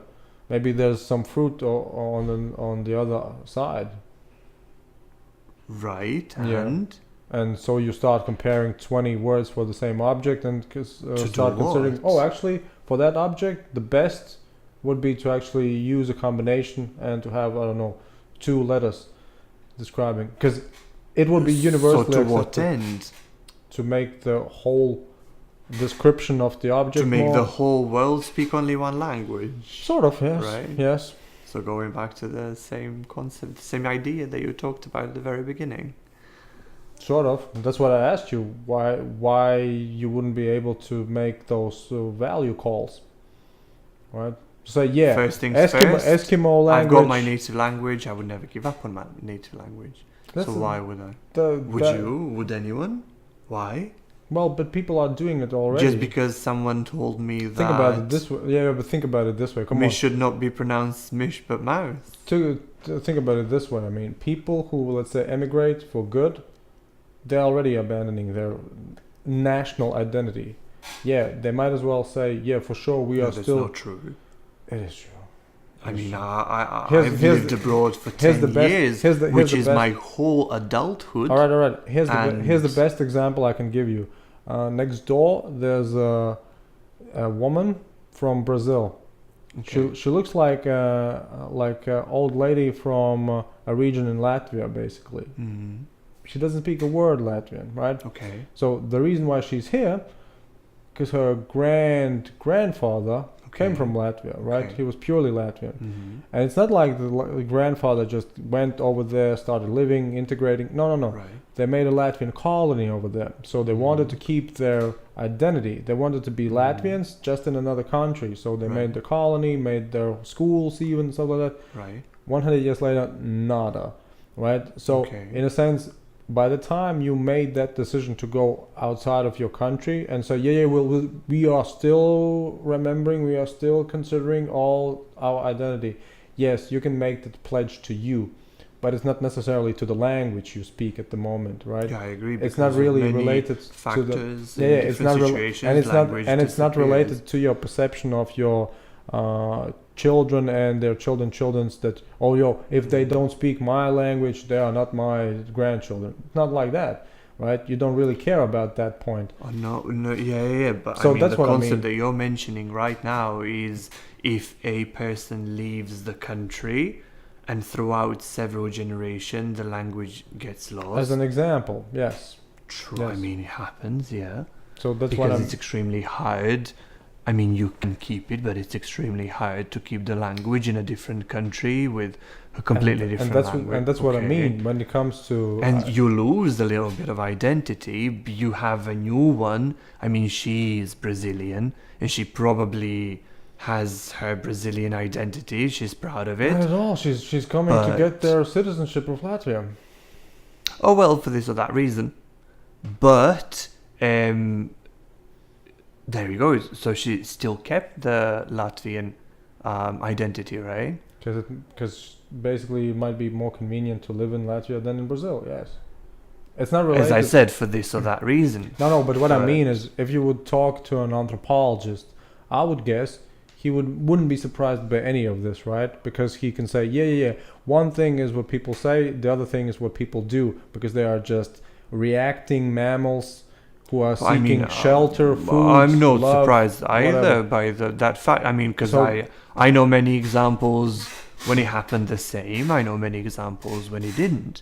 When they still speak the language of their grandparents. It really depends on a case. But I mean, of course, the individual circumstances are always king. But what I mean is, you could always take these type of examples and those type of scenarios when it comes to different terms for the same object, and you can say, but what would be the point if we do this? Yeah, what would be the point if we don't do it? Because we already know the 20 terms for the object, right? We might as well start figuring out whether or not we might want in the future just one. Why not? I mean, it would make It's sense. a It would provocative make- question, It, would- maybe, it would to it have would make maybe sense one. if you're talking about one language and one language only, but we're missing apples and oranges. But why wouldn't why wouldn't your field of study have as its main goal actually to establish the world's superior language or the only language? Why wouldn't it? But that's so arrogant. Not at Why all. would there be a superior language? But there is no moral to language, is it? There is no moral to language. I mean, you say, "Oh, that's so arrogant," but there's no moral in having something that's more efficient. Saying that more a language is sophisticated. superior than other is very much arrogant. You call it, but that's a moral judgment. Why would you make a moral judgment?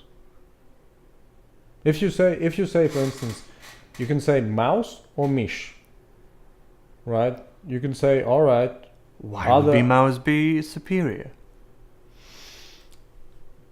then you can then you can actually provide those. All right, so if we move our mouth like this, that happens. If we move like this, that happens. So physiologically speaking, let's say for instance, do we have a bigger risk of, I don't know, twisting our tongue if we speak mish or mouse, right? I mean, there's an endless variety of questions attached. Again, I'm saying, if it's the case with one language and one language only, if you're talking, for example, about Latvian, and Latvians got 20 words for describing one concept, why not sticking with one? And then we make hypothetical situations, well, this one is the most efficient because of this and that and this and that, and then we introduce special criteria. I would understand that.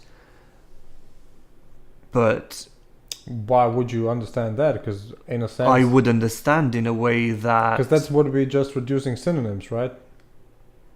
Yeah, I mean, that would mean that you don't want to use synonyms in that hypothetical world because it's not as efficient. Look, and then you use one word. If somebody would like to choose, they can use 20 different synonyms for the same. I'm not saying about that. But you, in a field of study, why wouldn't you argue for that? All right, we are actually looking for the best language. And if it's not already there, we will make it.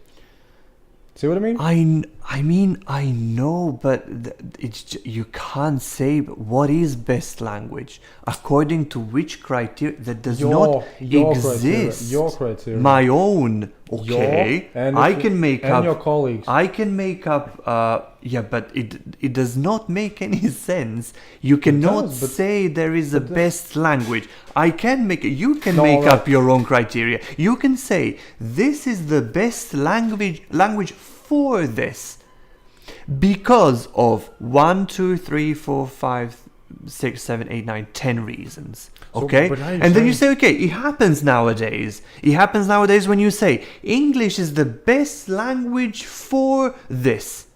So, for example, for programming, you use English abbreviations and stuff. Why? Because it is international. It is internationally accepted that this is the abbreviation. So let's just use that. No. And that's fine.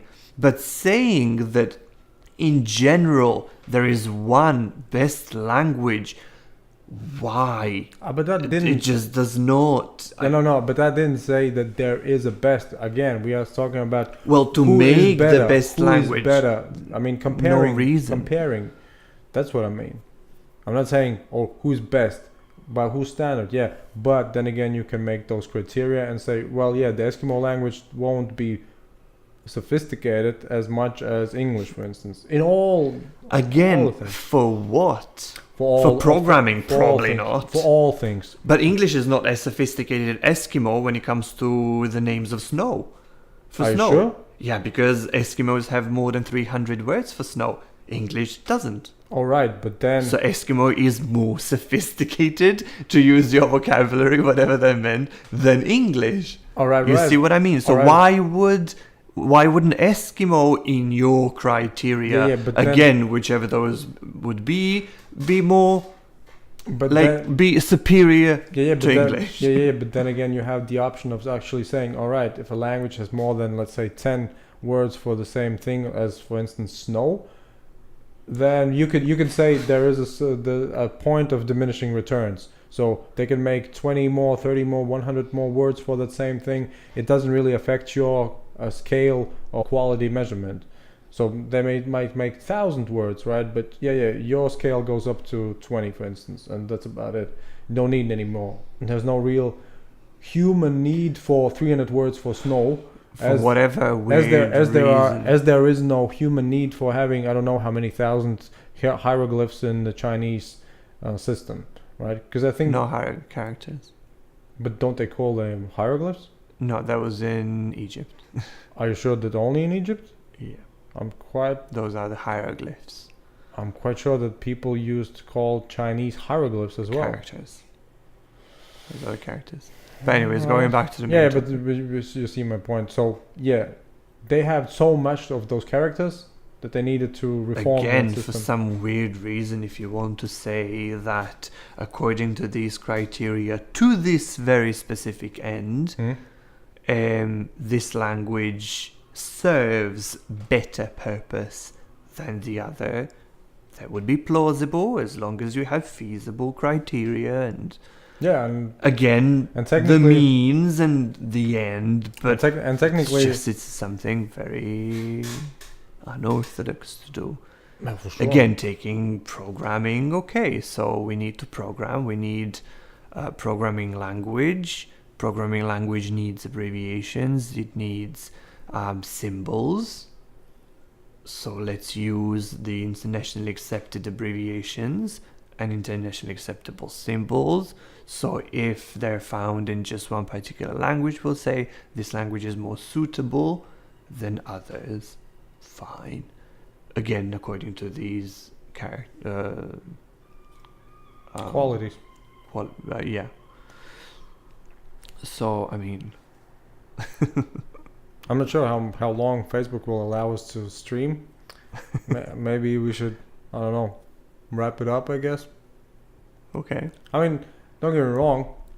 I could actually talk to you pretty much for hours, but yeah, I mean, It's just, I mean, I would just like It's to sort of- say that we have to be very careful about what we say. And generally, I mean, I know that linguistics, even though many people, you use a language, you are a native speaker of Latvian, and I know that there are many things that you want to say about the language. However, we cannot forget that there is the whole science behind it. you brought up a good point. Actually, And- I don't feel that I am a native speaker of Latvian.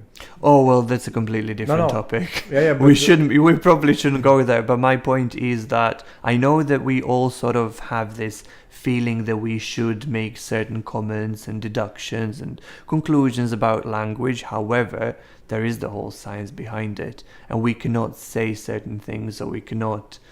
We can think about them, we can discuss them, but it still doesn't- there is a as I said, there is the whole field that deals with language. But it doesn't seem It's there like are- I can, for example, I can talk about my sister is a lawyer, and I lived with her in the same flat while she was studying to be a lawyer. She finished the whole university while I was still at at high school. So you know, later on, for example, even now, I am a translator. I'm a legal translator.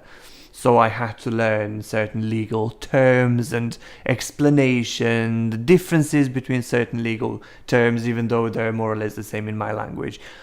However, that does not make me a lawyer, and I wouldn't feel competent enough to talk about certain legal things. So that's the only because I would be mixing many things, and I would be talking about things that are just out of my scope. That's the only thing that I'd say. I would just like to add to that, because it doesn't seem to me that the linguistics would be in some way or form inhibited, because no humanities are really science, right? No humanities are really science. They're just research, right?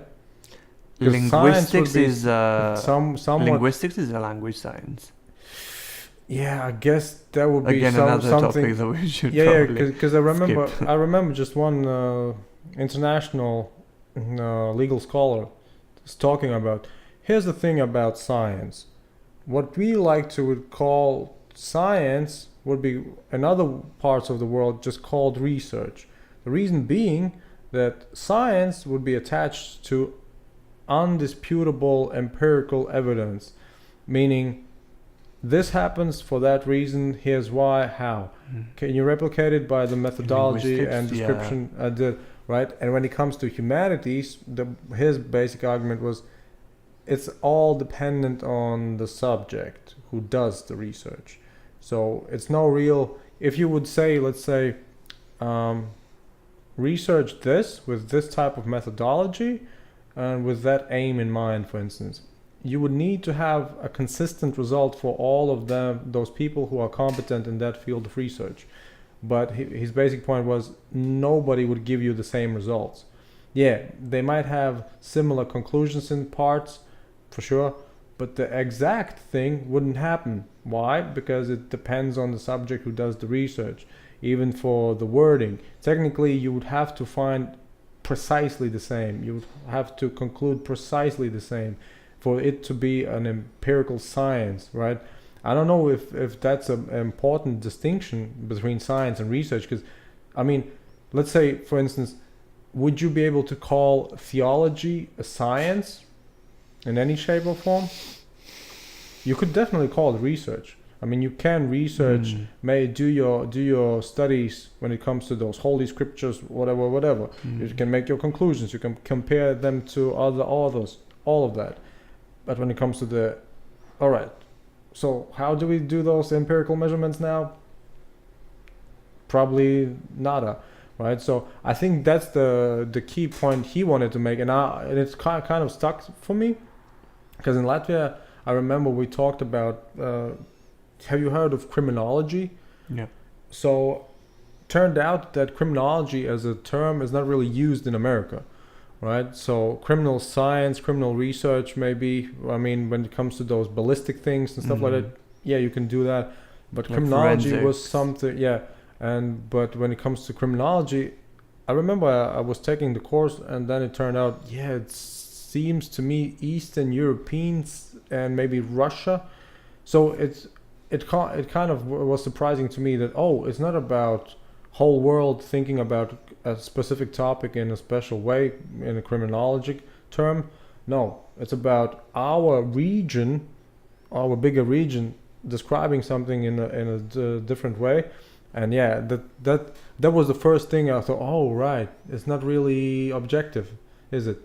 It's really dependent on where you are and who the book author is. In a sense, who writes the books and how he actually manages to persuade somebody and stuff like that. So yeah, that combined with a dude who was, I think he was from Denmark, an international legal scholar, and he said, yeah, we will probably like to stick to, we are not legal scientists, because he said so. We're legal scientists, no, we are legal scholars, legal researchers, right? And yeah, that's fair enough. And I guess the distinction for Latvians would be, and I guess for you as well, then, that there are those hard sciences or the exact sciences, I'm not sure, and then the other sciences, because I know in Latvian that's the case, that they call it the exact sciences and the humanities, right? And yeah, so the word scientific or science would be probably something for at least I don't know, linguists. So something of importance, because then again, if you don't have the scientific or empirical replication, blah blah blah blah blah, then when it comes to research, yeah, it's totally up to you. It's just that you have sort of a debate between you, right? You do your peer review research. You have those whatever conferences, publications, all of that, right? It's just that you don't really work under the laws of gravity or nature in general. You can actually make up stuff and conclude that it would be nice to make up stuff. I guess so. Not really. I see what you mean. Not really. I mean, well, have you? My master was in computational linguistics. Mm-hmm. My master was not MA. It was MSc. Mm-hmm. It was Master of Science. I would debate that linguistics is a science. There is the research that you do. There is the certain methodology that you follow. There is... Is anthropology a science? I can't talk about those because I'm not an anthropologist. Because I would think linguistics is just a subsection of anthropology. No. I would guess so. No, it's not. No, it's not. I would really guess so. You would guess. I'm telling you that it's not. But I think, I mean, if we continue with this one, then we'll probably go into, I mean, we'll delve into details and it will probably last for an hour more. Absolutely. Yeah, for sure. All right. So, yeah. Anyway, thank you very much. Thank you very much. It was a very interesting conversation. For sure. For sure. I mean, it's not every day that you have a Montenegrin linguist who speaks perfect English. It doesn't happen that often. So I'll dispute the perfect part. Well, I would say that you are definitely in the top 3%. Okay, now don't make me blush now. Okay, it's fine. Yeah. So anyway, I mean, I would say probably have a nice stay, at least for one day, right, in Latvia. Yeah, one more day. Yeah. And then where are you going Tallinn. next? Tallinn. Yeah. And also for a couple of days. Yeah, for a couple of days. Yeah. And then afterwards Finland. Yeah, it's like a very quick city tour through Baltics and then Finland, and then 3 or 4 days in St. Petersburg and 4 days in Moscow. And Finland has a more complicated language than Latvia, right? Oh yeah. Yeah. All right. Yeah. So get your knowledge up straight over there as well. Because do you know where you will be going in Finland? In the sense that how far you will go? As Helsinki, Because if I'm remembering correctly, I think a Finn once told me that you have those regions in Finland you wouldn't understand if you are coming from one part of so in Latvia it's not really the case. I mean, you could find some regions that but you could understand them. He said no, it's almost like you talk to a foreigner, and he said many Finn people speak the Swedish, I guess he told me that. But and so he said his basic point was we could actually understand better the Swedish people, which are a foreign nation, than some of our own people who live could be somewhere. It's very common. Anyway, 2.5 hours in. Nice. Really, nice. 2.5. Yeah. All right, thanks, man.